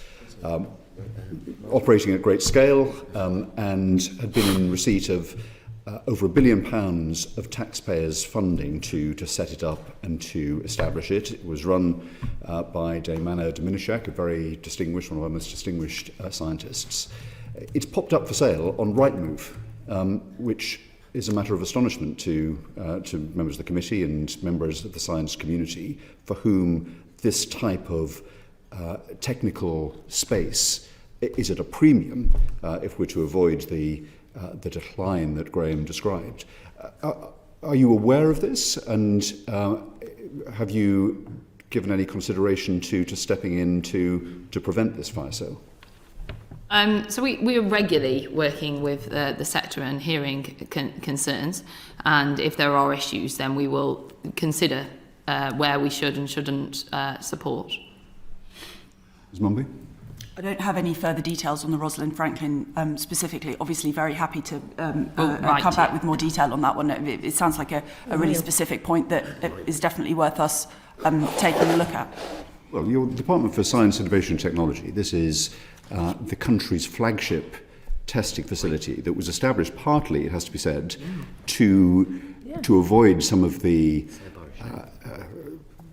poor practice, the beginning of the pandemic, when we didn't have testing capacity to be able to be searched. That's a separate matter as to whether its closure is going to repeat our lack of preparedness. But that is something we can consider separately. But I'm interested in your responsibility as the science department for the loss of a fully specified research and testing facility that the public has invested £1 billion in. Surely that should be something that is not only on your radar, but you should be stepping in to secure for the nation. I'm absolutely sure it is on the department's radar. It's not something I'm briefed to talk in detail about today, but very happy to come back to you rapidly with all of the information you might need. And I can tell you there are conversations going on, but we're not also at a position to detail any exact responses at this moment in time.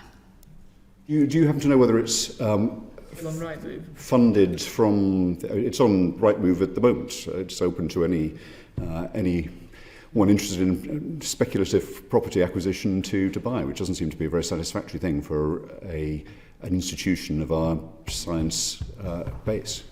So as we've said, so we're in conversations, and when we're at a point that we can detail that more, we'll be able to write to you. Let's move on to Stephen Metcalfe and then James Davis. Thank you. Just a quick question really around the thinking process that takes place in the department. There are a number of reviews that take place, which you are then as a department required to respond to. So what I'm thinking about is how when, for example, there was the independent review of university spin-outs, how does that align with previous reports that have been published, perhaps the nurse report, and then your response? Are you using all these reports to build a strategic, structured thinking way forward? Yes, we are, and they do inform our sort of in general knowledge base, yes, and we shouldn't be reinventing the wheel and starting all over again. Absolutely, that would be a complete waste of resource, but we also need to make sure that we're not just constantly doing reviews and documentation, but actually delivering and producing outcomes, which is something that I'm relentlessly focused on, and that is the way that we will achieve on the 10 pillars of the science and technology framework. Okay, and so when... have you published, sorry, this is my ignorance, have you published the response to the independent review on university on the spin-outs? Yes, so we did that in line with the autumn statement. And I would be able to look at that and find how that tracks back to the nurse review? So you would see that we've accepted all of the recommendations of that review, that we dedicated 20 million towards a proof of concept fund. And one of the things that the nurse review said was that we needed to make sure that not only did we have more diversity in the landscape, but we had more security, more resilience as well. And what we're doing via the spin-out review is making sure that we're getting some of those ideas and those innovations out of our universities into be commercialised. Something that we're good at, but in summary, we could be even better. Thank you. And just one final quick question. I mean, we looked as a committee some years ago at improving that spin-out process and how we can cross what I think was called then the Valley of Death. And we've looked at it more than once. Do you then look at the work, because I mean, there's been quite a few years gap. Do you look at previous work when you're responding to the review on university spin-outs? Did you look at our reports at all? Do you know? So we do, and we have obviously teams that work on supporting as well, and we do look at previous iterations of things, previous areas. Obviously, this was an independent review that was conducted as well, and they not only looked at previous work, but they also spoke to enormous amount of people actually on the ground as to what are the challenges that they're facing today. Thank you. Thanks, Chair. Thank you very much indeed. James. Thank you, Chairman. A question about policy coherence, if I may. So the department has a science and technology framework. It has 6 priorities, as we've discussed. It has 15 or so strategies or visions. Who is responsible for ensuring coherence between all of those and key technologies, and how? Well, ultimately, I'm the Secretary of State of the department, so it would be me, and also the PermSec as well. And but it's not just, I would argue, down to our department. That was the whole point of doing the Science and Technology Framework, because it is a cross-Whitehall document. Our job now is to hold other government departments to make sure that we're on track and we're delivering against those 10 pillars, and that when we're spending on research and development, we're being strategic and we're being coordinated. And we've also set up a grouping of those departments so that we can have better clarity and a better cohesion between us all. I mean, this is a very boring answer to an important question, but in a sort of boring procedural way. We have a central strategy and coordination team that sits at the heart of the department that's responsible for looking after the science and technology framework in its entirety, including both the kind of cross-Whitehall, supporting the sort of cross-Whitehall activities the Secretary of State was talking about, but also working across our department to make sure, for example, those important linkages between AI and quantum, or semiconductors and AI, or telecoms and space. I think one of the really powerful things about DCIT actually is the strength of that web of connections across the department that lets us act in the system-oriented way described in the framework, rather than always kind of looking at a point solution to an individual issue. Which was harder before the establishment of the department. So I was in DCMS, and so we had the majority of semiconductors, but not all of it, or like half basically. And we would have we had some of AI, but not all of AI. So this makes it much easier to be strategic and have that oversight. Yeah, that's important, thank you. So leading on from that, a key element of the framework is the cross-departmental work to embed science, innovation and technology across government. How are you ensuring that is the case? What tools do you have to assist you in that? Yeah, so by making sure that we are working across Whitehall, both at a ministerial level but also at an official level as well. So we have set up processes in the form of committees, really, to ensure that we're bringing government departments together. We also have a series of bilateral meetings, both at my level and also my junior ministers in the relevant departments. So for instance, yesterday I met with the Secretary of State for the Department of Education, as one of the key pillars in that science and technology framework is skills. And is that process working well? Yes. Yes, good. And when can we expect DSIT's outcome delivery plan to be published? So we said we would do it within a year, and that's what we're going to do. So in line with the sort of anniversary of the department in essence, and what we want to do is really showcase the progress that we've made, but also the progress that we've still got to make. This is a continual journey, and we want to be ambitious. Apologies for a sort of slight technical correction. What the Secretary of State's talking about there is the Science and Technology Framework update. Yeah. I think you asked specifically about the ODP. Oh, I think meant the Science and Technology Framework. I think the Science and Technology Framework update will in fact cover a very great deal of content from the ODP. But as a technical matter, you may well have seen the letter from CST and the MCO to select committees that ODPs across government are remaining internal this year. But we would expect actually that update that the Secretary of State was talking about to be a really good opportunity to set out actually what is the majority of our ODP in a public form. Thank you, James. Stephen Metcalfe again, and then Tracy Crouch. Thank you very much. There are a number of technologies that the UK is trying to steal the march on, whether that's AI, quantum, one of which, though, is engineering biology. Yeah. Wild gist for the which I think we are doing well in. What specific measures are the government taking to support that aim, both in terms of regulation and resources? Yeah, so we just published the engineering biology vision, and we've attributed 2 million towards that.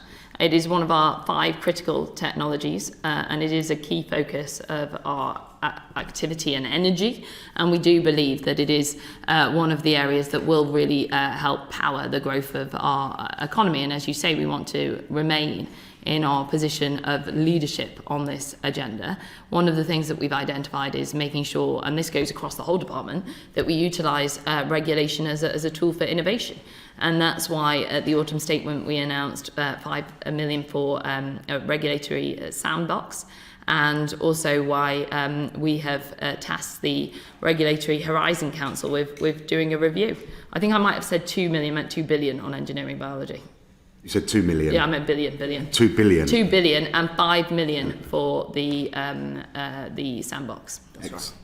A lot of figures. A lot of figures. So more figures required. How much do you think, I mean, obviously that's a big investment, that 2 billion, but that must be because you think it's going to be worth it as a government, that it will attract inward investment and potential growth. Yeah. What sort of figure can you put on that? Well, it's not just that, it's also about making sure that you're quite right, that you give industry the clarity and the roadmap and the certainty to choose the UK to invest and to grow. And that's why with all of these technologies, our approach is one that is long term. Most of the strategies and the visions are for the next 10 years or at least to 2030 to give industry that confidence and know that the UK is not just backing them in the short term. This is a considerable focus that we're investing. I mean, in general, we say that for every £1 that we spend, it garnishes at least £2 of private sector investment. But also when we talk about these technologies, it's not just the monetary return on value. When we look at engineering biology and the impact that it can have across the board in our NHS and etc., this is about the real life impact that's important as well as the monetary return on value. Okay. And where you talk about those figures, and I get the bit you're talking about in terms of there is a health aspect to this, but let's say where you're saying every pound invested delivers £2 of economic growth. Are those independently verified figures, or are they just an assumption that you use to internally to justify investment in technology? So a couple of comments. One is actually there isn't, not just in government, but much more broadly than that, there isn't as sophisticated an evidence base as you would want on which components of your R&D spend have the biggest return. I think that's something as a department we're going to really want to look at. Those kind of broader rules of thumb around the economic return from R&D spending are very well underpinned by a wealth of academic literature. So I haven't got concerns at that level. But I just thought it was interesting to note that, really what you'd like to know is, well, exactly how much more will you get from your engineering biology pound versus your quantum pound? And that is a really challenging technical question to answer. And also they all interlink as well. So. Yes. Do you think it is possible to answer that question? I mean, not in its entirety, I'm sure. But I think, you'd rightly want us, now that we kind of have this remit over the coming years, to make that a serious investment of our analytical talent and time. And that is what we're focusing on. So whilst we have also focused on getting more coherence across the R&D spread across government, we're also focusing on how can we gain a better oversight and insight into the outputs that money is getting us. But as I said a moment ago, it isn't just financial. No. Okay. You're undertaking that work at the moment? Yes, yeah. Any idea when that might be published? And will it be published, or is it internal? Well, we would want to be as transparent as possible and to illuminate the value for money that the taxpayer is getting, because at the end of the day, it's not the government's money, it's their money. So I think we should be publishing as much as we possibly can, and that's a piece of work that we're doing with other government departments, because we want to be able to illuminate that across the R&D spend across government. Okay, thank you. Just final question, really, at this point. Resources are finite. There is a limit to how much we can do. But we do still invest heavily in R&D. We're investing in our universities. However, they are under pressure with their funding. Do you have any concerns that universities will divert funds away from investing in capital projects that underpin our R&D ecosystem to sort of push that funding towards the front line, which will undermine our long-term potential? As I said before, I met with the Secretary of State for Education last night, and we work very closely because we rely heavily in our area on our world-beating universities. We've got 4 out of the top 10 universities in the world. We want to keep it that way, and they are absolutely essential. And what's essential is not just keeping the innovations in there, but commercialising that out, as we spoke about a moment ago with the spin-out review. And what the landscape review by Paul Nurse showed was that the diversity across the board is really important as well, but so is resilience. And resilience speaks to making sure that our universities are resilient in this respect as well. And I know that is something that the Education Secretary leads on, working with the OFS and keeping a clear oversight into the financial rigour of universities and the approach that they are taking in these regards. If I might just very briefly also add that, of course, UKRI, some of its funding goes sort of directly into infrastructure programmes. Indeed, that's a bit over 10% of its total funding, which means that infrastructure investment is sort of protected, for want of a better phrase. Is that just through STFC? Not entirely, no. No. And we introduced a new fund back in October as well that went directly to universities, 60 million as well. Okay. And so there is an oversight on making sure that the ecosystem is continually being underpinned and marvellous. Thank you. Thank you very much indeed, Stephen. Tracy Crouch, then Rebecca Long-Bailey.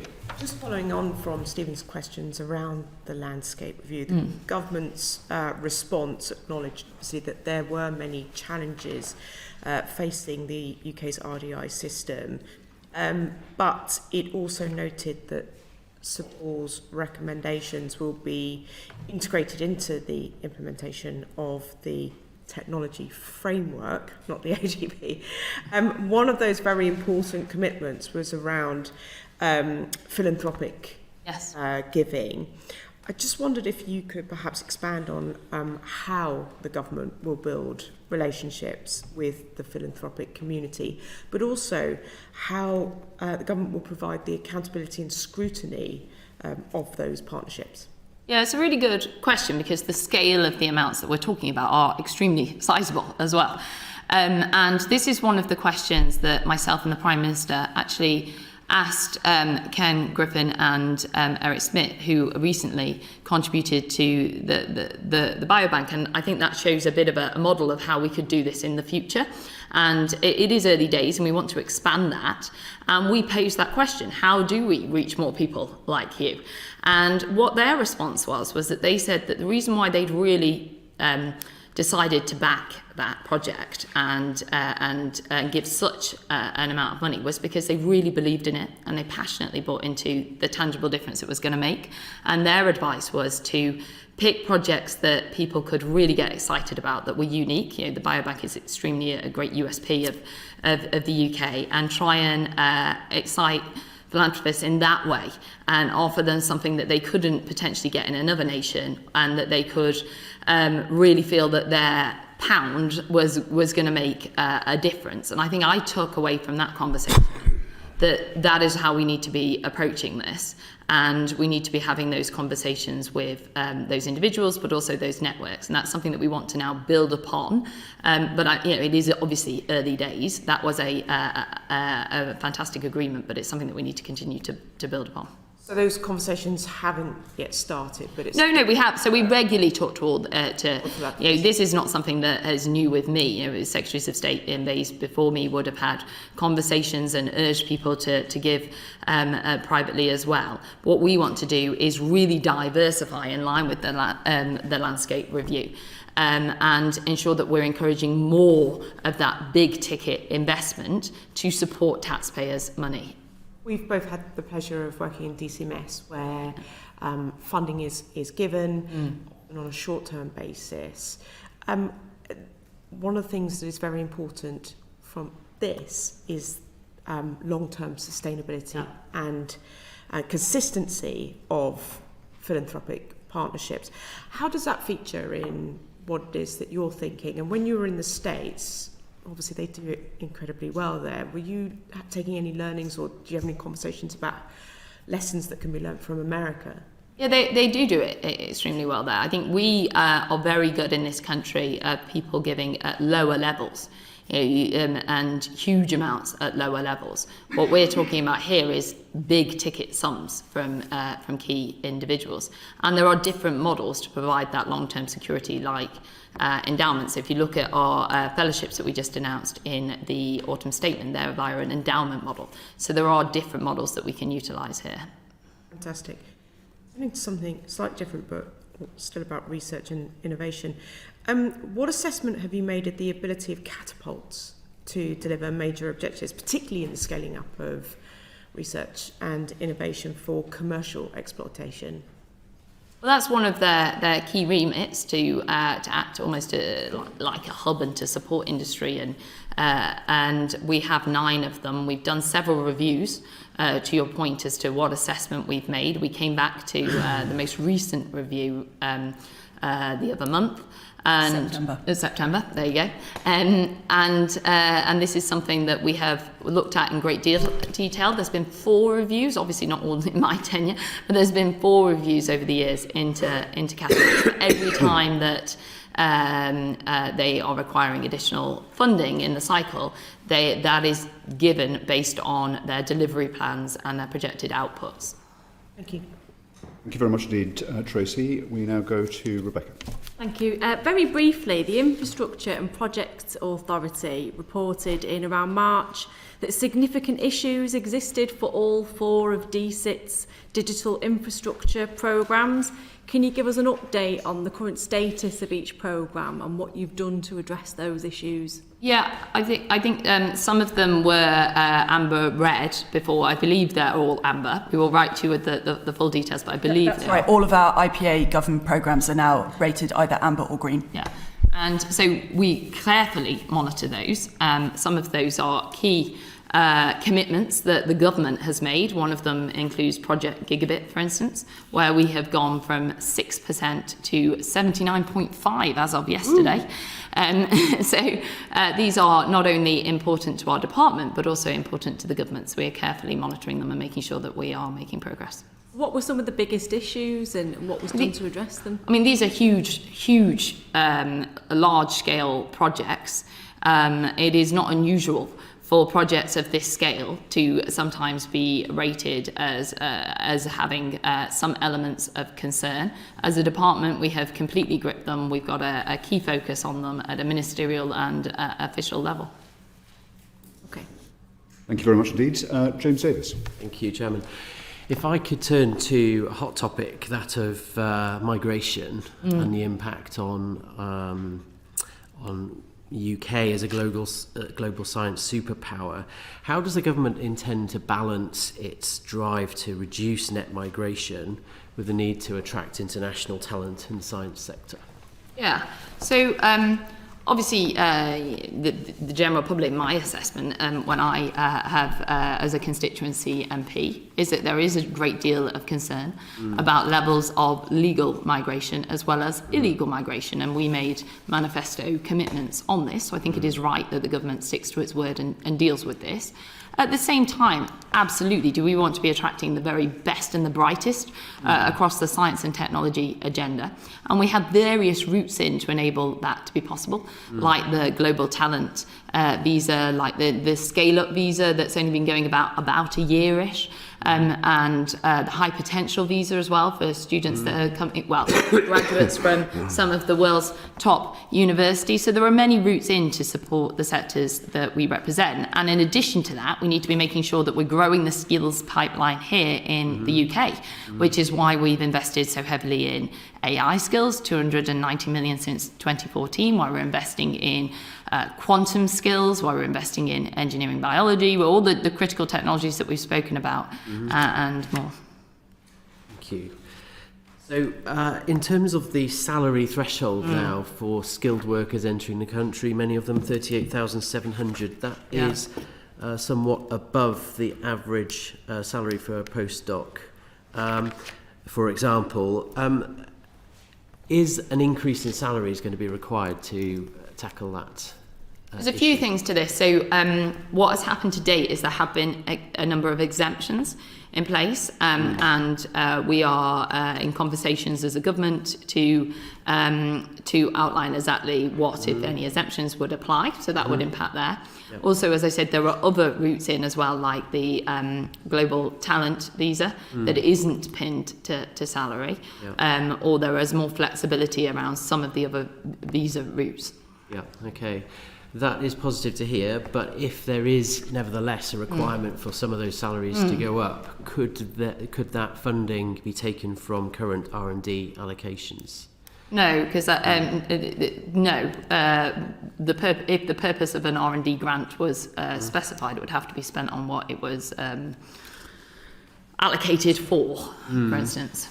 Okay. And so where would you anticipate the increase in funding to come from, or is that...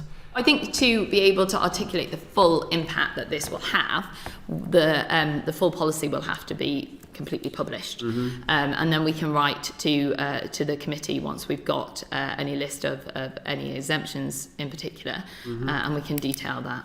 Okay, thank you. And related to that discussion, there has been a concern about the increasing costs of visas and NHS surcharge and the impact, again, on attracting talent. And do you have any comments in that regard? It hadn't gone up for over a decade in terms of the cost for the NHS surcharge. And obviously we had considerable inflation during that period of time. And somebody does have to pick up these tabs. And we know that the taxpayer equally has had to go through the cost of living challenges as well. And so I would argue that it wouldn't be fair necessarily to put that back onto them. But we still remain extremely internationally competitive. And when I've spoken to scientists and researchers and academics that have chosen to locate here, they tell me that they've chosen to come here over other nations because we're at the cutting edge of science across the board in many respects. We have fantastic infrastructure and facilities, and we've been continuing to invest in those since the department has been established. We have some of the world's best universities, 4 out of the top 10. You know, these things as well are the things that will really be the magnets to talent. And we also have the Global Talent Network, which is ensuring that we don't just hope that they come, but we actually go out there and try and attract them to come as well. Mm-hmm. And final question from me for now. How are you ensuring the talent is spread fairly across the UK? So in other words, what is the department's contribution to the levelling up agenda? We've got lots of work in this. So we've got the launch pads via Innovate UK. We've got the investment zones that we have supported on. One of the new pieces of work that we've been doing recently is our cluster mapping as well, which really illuminates what research and development and activity is in each area, so we can try and utilise that as, again, magnets for further investment. And we've been trying to get more of our research and development spend out of just the golden triangle. Yes, we need to recognise our USPs, but we need to make sure that it is spread across the nation. And if we look at the technologies that we're talking about, they aren't concentrated in just the southeast. For instance, quantum. We've got PSI Quantum based in Daresbury, which are world leading. So we do have great success stories, and we need to continue to double down on that. I thought I'd do a sort of top nerd push, if I may, which is that 2023 was the first year that we published official statistics on R&D broken down on a regional level. And I think that's a really important piece of kind of foundational infrastructure that can now help inform the department's work going forward, and I think shows how seriously we're taking this question of understanding and building on the strengths from right across the UK for this work. And we have our Salford office. Yes, so that will solve everything. Thank you very much, It's all very encouraging to see. Tracy Crouch, and then I've got a question, then Stephen Metcalfe. And you've clearly pleased him upstairs because the gods aligned and you were in the hot seat when we announced the Horizon deal. But there's no coincidence. Do you think that the 2-year delay, however, in reaching that agreement for Horizon meant that UK businesses have lost contract opportunities during this time? And supplementary to that, have any mitigations been put in place to support businesses or in place to address that potential loss?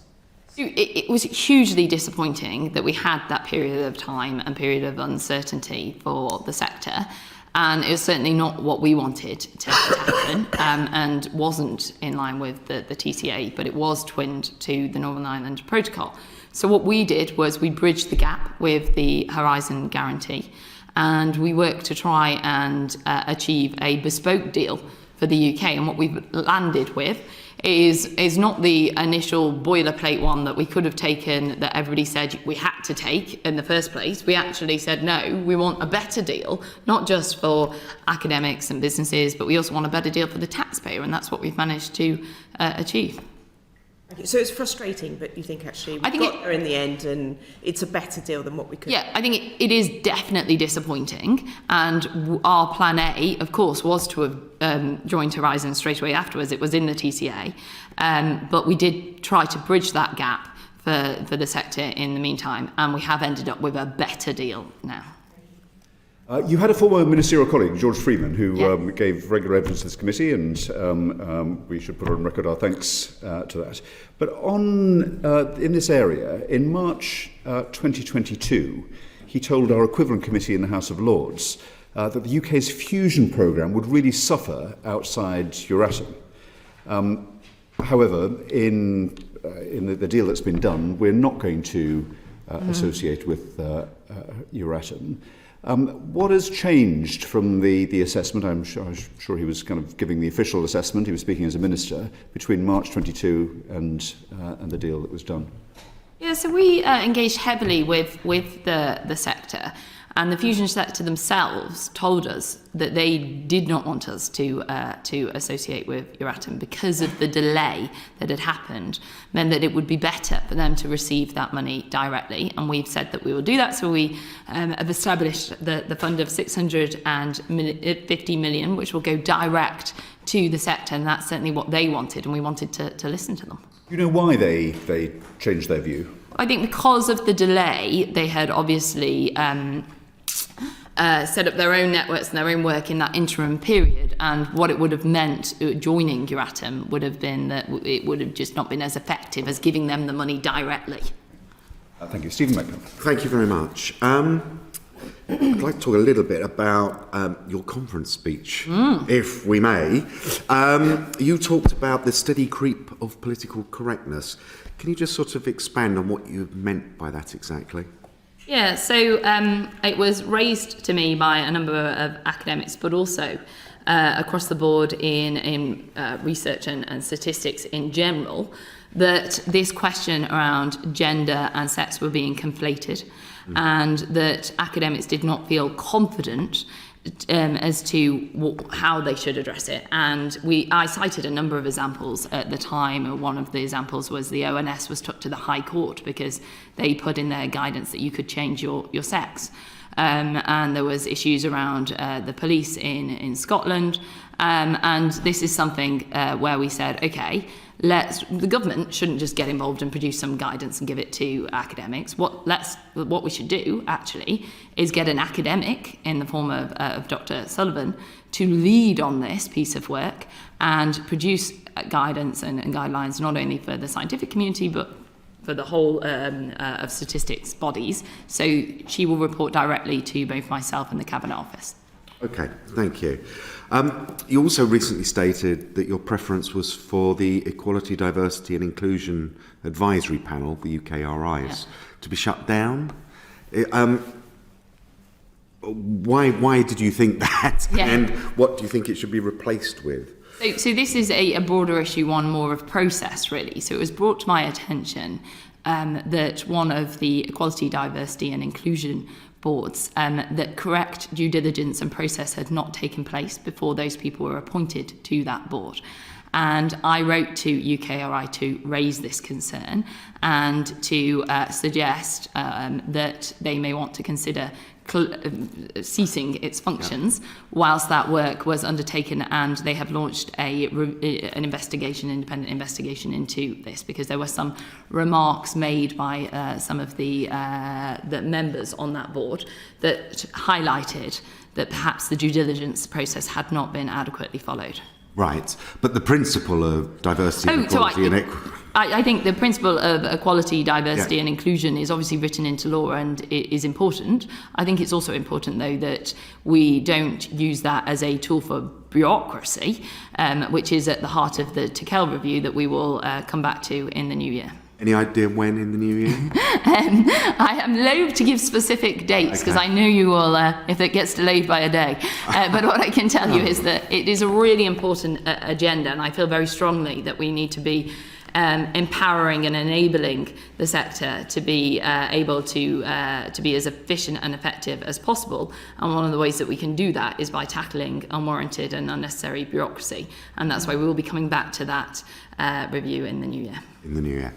Thank you. So the new year is Department is always busy. If you look at what we've achieved in just the last few months, you were kind enough when it came to, I think it was AI, to say that you would be responding early in the new year. Is that the case? Early in the new year too. There you go. Very good. Thank you. We now go to Rebecca Longbailey. You've just touched on your letter to UKRI. What's your view of UKRI's response to that letter, and when will the investigation or independent review conclude? I mean, that is obviously a matter for UKRI as to when it will conclude. I met with them with our general sort of stock take meeting the other day that focused more on their work around the grant review, and they raised this issue and said that it was underway and that they were making progress quickly so that they could give everybody clarity.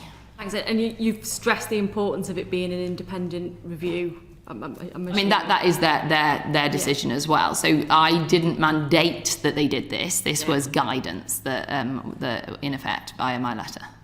One thing that's been reported in the press is that your department, presumably at your instruction, compiled a dossier surveilling a number of academics which may or may not have been connected with this particular issue. Is that true? And if so, why did you instruct for that to happen? So I think you will have seen from the quote in that article that I said it didn't instruct for that to happen. So it is the normal process that when anybody is appointed to a board or a role, etc., within government, as you'll know, that due diligence is undertaken as to into those individuals, especially on things like equality, diversity, and inclusion. Some information was gathered for me at the time when there were questions raised about these individuals on comments on this board to inform me as to whether I should write to UKRI or not. I didn't request that information, but it was given to me to assist in my decision-making process. So it wasn't a compilation of information as part of the due diligence before people were appointed to specific positions. This was in direct response to concerns that had been raised in relation to specific individuals. Is that right?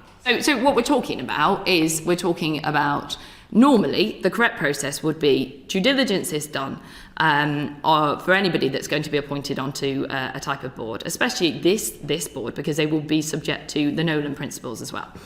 And that due diligence would involve looking at their social media accounts and the comments, etc., that are attributed to them and by them.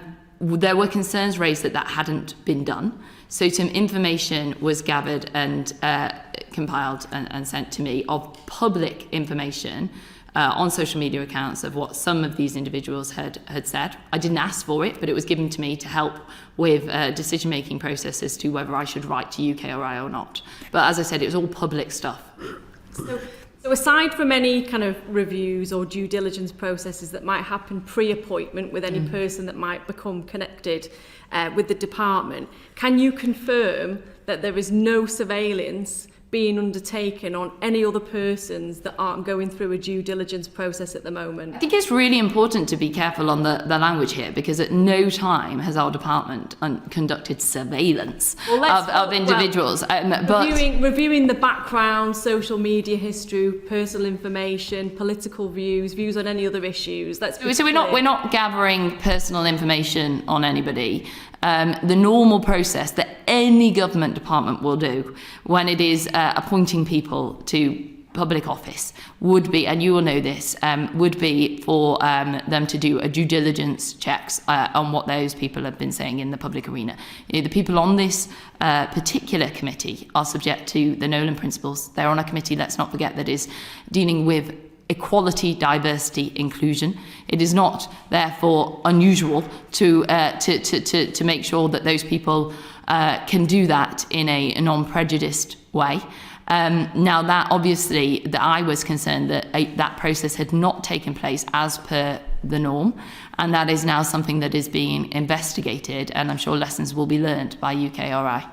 So just to be clear, this is a one-off case and that there are no other individuals who might have had their social media history searched by the department and a dossier. So I think I've been really clear on this, and I can see why you're trying to sort of turn it into something it's not, but every department in government or every arm's length body that was making a public appointment of this nature would do a due diligence process which would involve looking at people's social media accounts and akin. That is not abnormal, that is normal. What the problem that we've got here is that it is suggested, and there's a proper investigation going into, that process hadn't taken place, and that's the investigation that's happening. Now, that was brought to my attention, and in order to inform my decision-making as to whether I should approach UKRI or not, and to better understand what exactly had happened, some information was given to me to detail exactly what was happening and what was going on, just like you would expect me to make evidence-based and informed decisions across the board on anything. I want to be crystal clear, at no point has our department undertaken any surveillance on anybody. At no point are we tracking academics or anything of that nature. Okay, that's fine. Thank you very much. Can you give your assurances that the governments will play a very careful role in shaping the future appointments on external advisory panels, particularly for UKRI? What are your general thoughts on this going forward? I mean, that would be a decision for UKRI. What I'm concerned about is making sure that processes are followed. Would you presumably with the action that your department's taken in relation to the due diligence process, would you be planning to take a more active role in UKRI appointments now? No, this is just about making sure that the correct process is followed. We're not saying who should or shouldn't be on this panel. We're just saying that processes need to be followed and upheld. Can you give us assurances that funding decisions for research will still be taken independently of government? Absolutely. I don't think there's any question of that at all. Okay, thank you. Thank you very much. Tracy Crouch, then James Davis. Given we're bouncing around your department faster than the speed of light, let's turn to quantum. Did you practice that? I genuinely thought I'm really proud of myself for thinking that up as the non-scientist on here. Has the Office of Quantum delivered any reports to the National Science and Technology Council on its delivery progress of the National Quantum Strategy? I don't think it has. Am I correct in saying that, Sarah? As of yet? Not to my knowledge. It's still relatively early days. That strategy was published in March. I was on maternity leave for 3 months, but at the best of my knowledge, I do not think it happened during that time either. In which case, I'm sorry to ask, but can you provide a timeline for when a report will be provided to the council? So we are sort of working through all of these critical technologies, but we would anticipate that within the first 6 months of next year. We actually said in the strategy that we would update not just to them, but broadly to the public in spring. So it's another one for the busy agenda early next year. But that will be, around a year after the strategy was published, which we think is the right timing. Thank you. Early next year is going to be a very busy time for the department. James Davis. Sticking with quantum, there's a concern about an international shortage of quantum skills. So what progress has been made in establishing the Quantum Skills Task Force and developing the Quantum Skills Action Plan? Yeah, so the action plan will be published next year and informed via the task force. The task force has already had its first meeting and has been formed. We're also working with the Department for Education and developing a quantum apprenticeship programme, and we have pledged to train over 1,000 quantum PhD students over the next 10 years as well. Mm-hmm. Thank you very much indeed. We've just got a few kind of supplementary questions before we finish. Just if I could go back to the Rosalind Franklin laboratory, just to help you in your inquiries here. In fact, our colleague on the committee, Carol Monaghan, who can't be here because she's speaking elsewhere in Parliament at the moment in Westminster Hall, she asked a question on the 15th of November in DCIT oral questions about the appearance on Rightmove of the Rosalind Franklin laboratory. And the Minister Griffith, said that he would come back on that. It hasn't done so. Can I ask you to look at this urgently and to bear in mind one thing in particular? One of the concerns about the creation of the new department, which has many things in its favour, is the risk that there is a division between departments, and that the health department being responsible for one thing, the business department another, the energy department another, that there may not be coherence. As the lead science department, will you make sure that you take the responsibility for looking at the scientific interests of the nation in the use of this site, and come back to the committee as soon as you can? Yeah, absolutely, and we'll make sure that the response is given to Carol Monaghan very shortly as well. But as I said, this is not something that we're not working on. It was just I was not in a position to give the further details today. We can write to you. And the Chair's right to point out that ultimately this is a DHSC lead. That doesn't mean at all that we're not interested. I've been confirming while we've been talking that our team are working actively on the question with DHSC. But ultimately, if you're asking why we haven't had the detailed answers today, that is because fundamentally it would be for DHSC ministers to answer to that question. Well, in some ways, this is a test of the department's leadership across Whitehall. That the creation of a department for science with cabinet representation is to, as it were, upgrade the strength and the position of science across government, not to see it downgraded so that things are within the remit of other departments and therefore not relevant And that's here. why we're working very closely with DHSC behind the scenes on this. Okay, well, we're very grateful for your response on that. Some further final supplementaries from Stephen Metcalfe, and then Graham Stringer, and then Tracy Crouch. Thank you very much. I'm slightly loath to ask these questions, and I can't even blame the clerks for them. They are entirely my own invention. All my own work. All my own work. As has been mentioned, we are about to launch an inquiry into astronomy.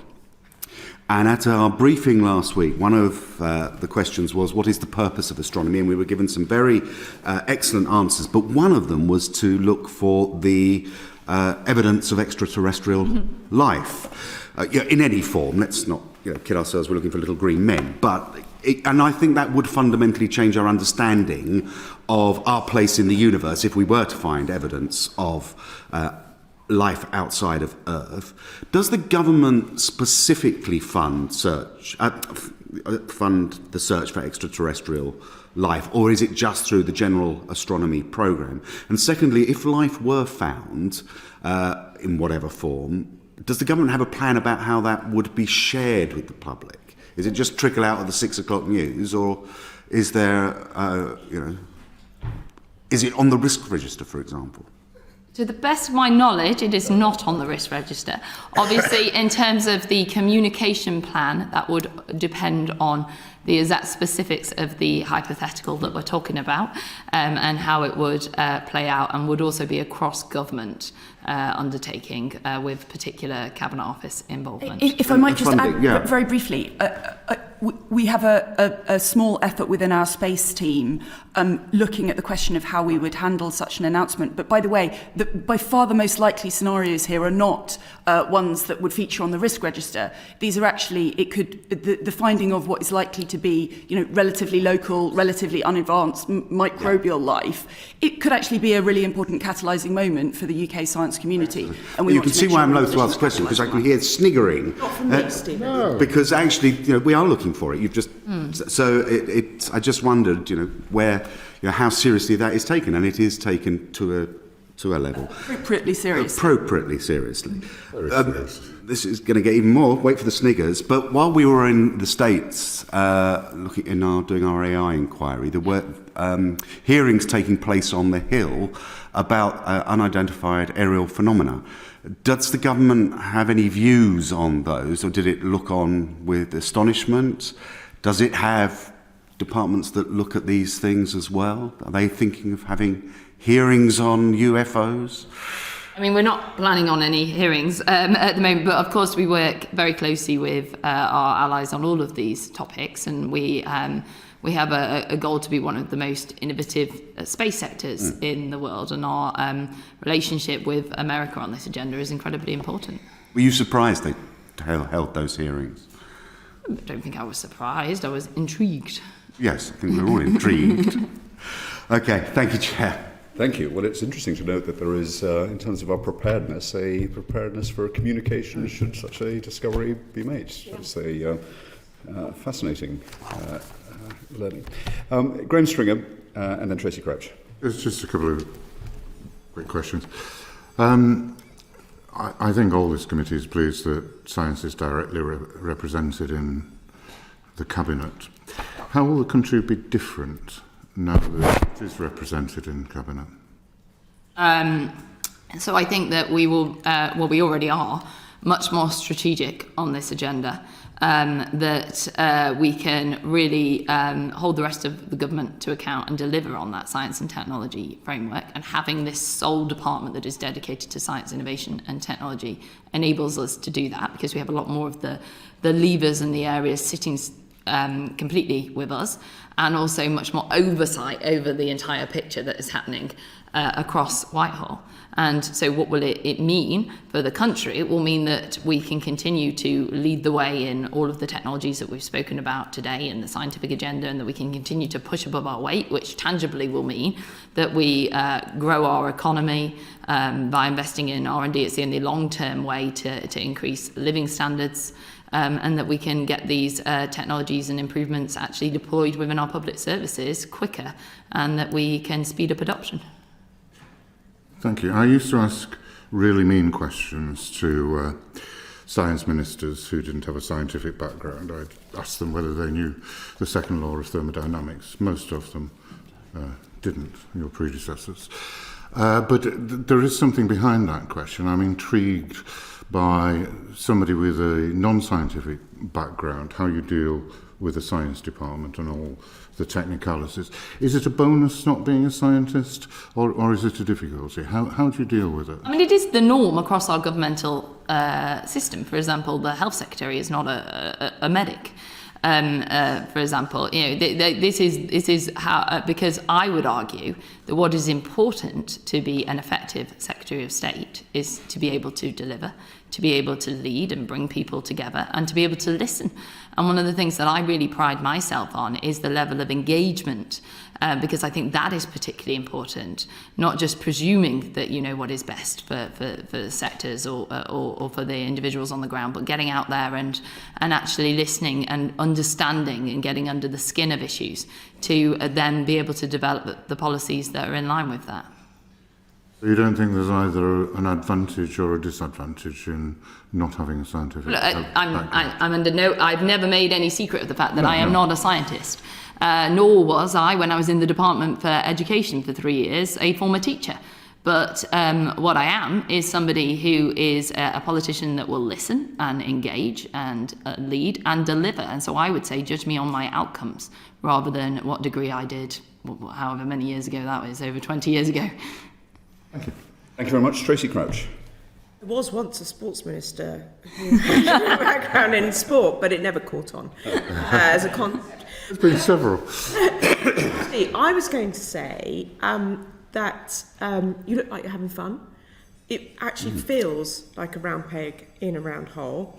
And so I was going to ask you, if you had no Downing Street grid, if you had no Sir Humphrey or Sarah Mumby calling you courageous, if you had no constraints, what would you do? What would be your real sort of kind of passion? Because you genuinely look like you are enjoying your portfolio. You are making great progress in things that have been very difficult to overcome. So what are the things that you would really like to see with no constraints, no funding, no Downing Street telling you what to do, nothing? What would you like to do next year?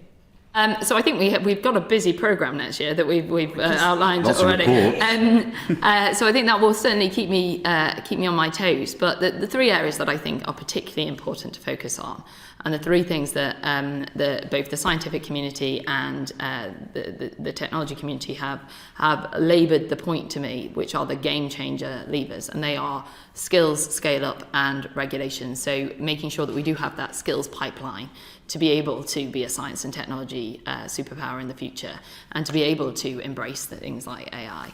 Making sure that we are using regulation as a tool for innovation, which we've already begun with some of our work on sandboxes, or our approach to AI, or as we outlined, quantum and engineering biology. And then the third one is very much about the scale-up aspect, and the fact that we're really good at startups in this country, but we have not been as effective as we could be at scale-ups. And we've done some great work across the board as a government on that, like the Mansion House reforms, the lifts, with the spin-out review, etc. But they're the three areas that I particularly want to double down on, because I think that they will make a tangible difference. Okay. It's a really good politician's answer, and true your permanent secretary is very pleased with it. But exclusive. We've got a long list of things that we're looking at here, and Stephen has obviously just showed his interest in UFOs. I'm really interested in mushrooms and the science around mushrooms. So there's lots of different areas of the scientific kind of world which are not in that kind of very formulaic kind of priority plan. Is there anything that you've seen that you think actually that would be really interesting just to progress mushrooms, for example? Is there anything that you have seen that you think actually I'd like to see a little bit more about that? I think across the board there are an incredible, enormous amount of exciting initiatives that will transform people's lives. So AI, for instance, is going to be completely revolutionary. And to have led as a department on that summit and our policies today and going forward, I think will have an enormous legacy for generations to come, and that it interlinks with all of the technologies. But if we think about things like life sciences and the missions that we've got there, I think there's some exciting work that we need to double down on them. And in particular, the data of our NHS, obviously that is working with the Department for Health, but that is a untapped resource at the moment. So that's something that particularly excites me, because that's a great USP of the United Kingdom that we could be doing a lot more with. Thank you. Thank you, Tracy. And finally for me, perhaps as a counterpoint to Graham's question, you're the Secretary of State for Science, Innovation and Technology. We are the Select Committee on Science, Innovation and Technology. But in truth, we are both responsible for the research base generally, which includes the arts and humanities and the social sciences. How do you ensure that these important areas, with the creative industries being of particular importance to us, how do you make sure that they don't get eclipsed by the very exciting developments in sciences as conventionally understood? Yeah, so it is really important. Obviously, we don't make those decisions as to where the exact money goes to the principle that was raised before, but a lot of these topics are multidisciplinary. If we look at the ethics, for instance, in a lot of these topics like engineering, biology, like AI, so it's important that the social science aspect of these are coming through, and that when we're spending on research and development, that it is going across the board on those topics. Is why we've also focused on the risk element of a number of these technologies as well, in which we rely on those expertise. And so this is important as an agenda, that we aren't just focused on one side at all. Thank you. Ms. Munley, anything to add? No, I don't think so. Can I thank the Secretary of State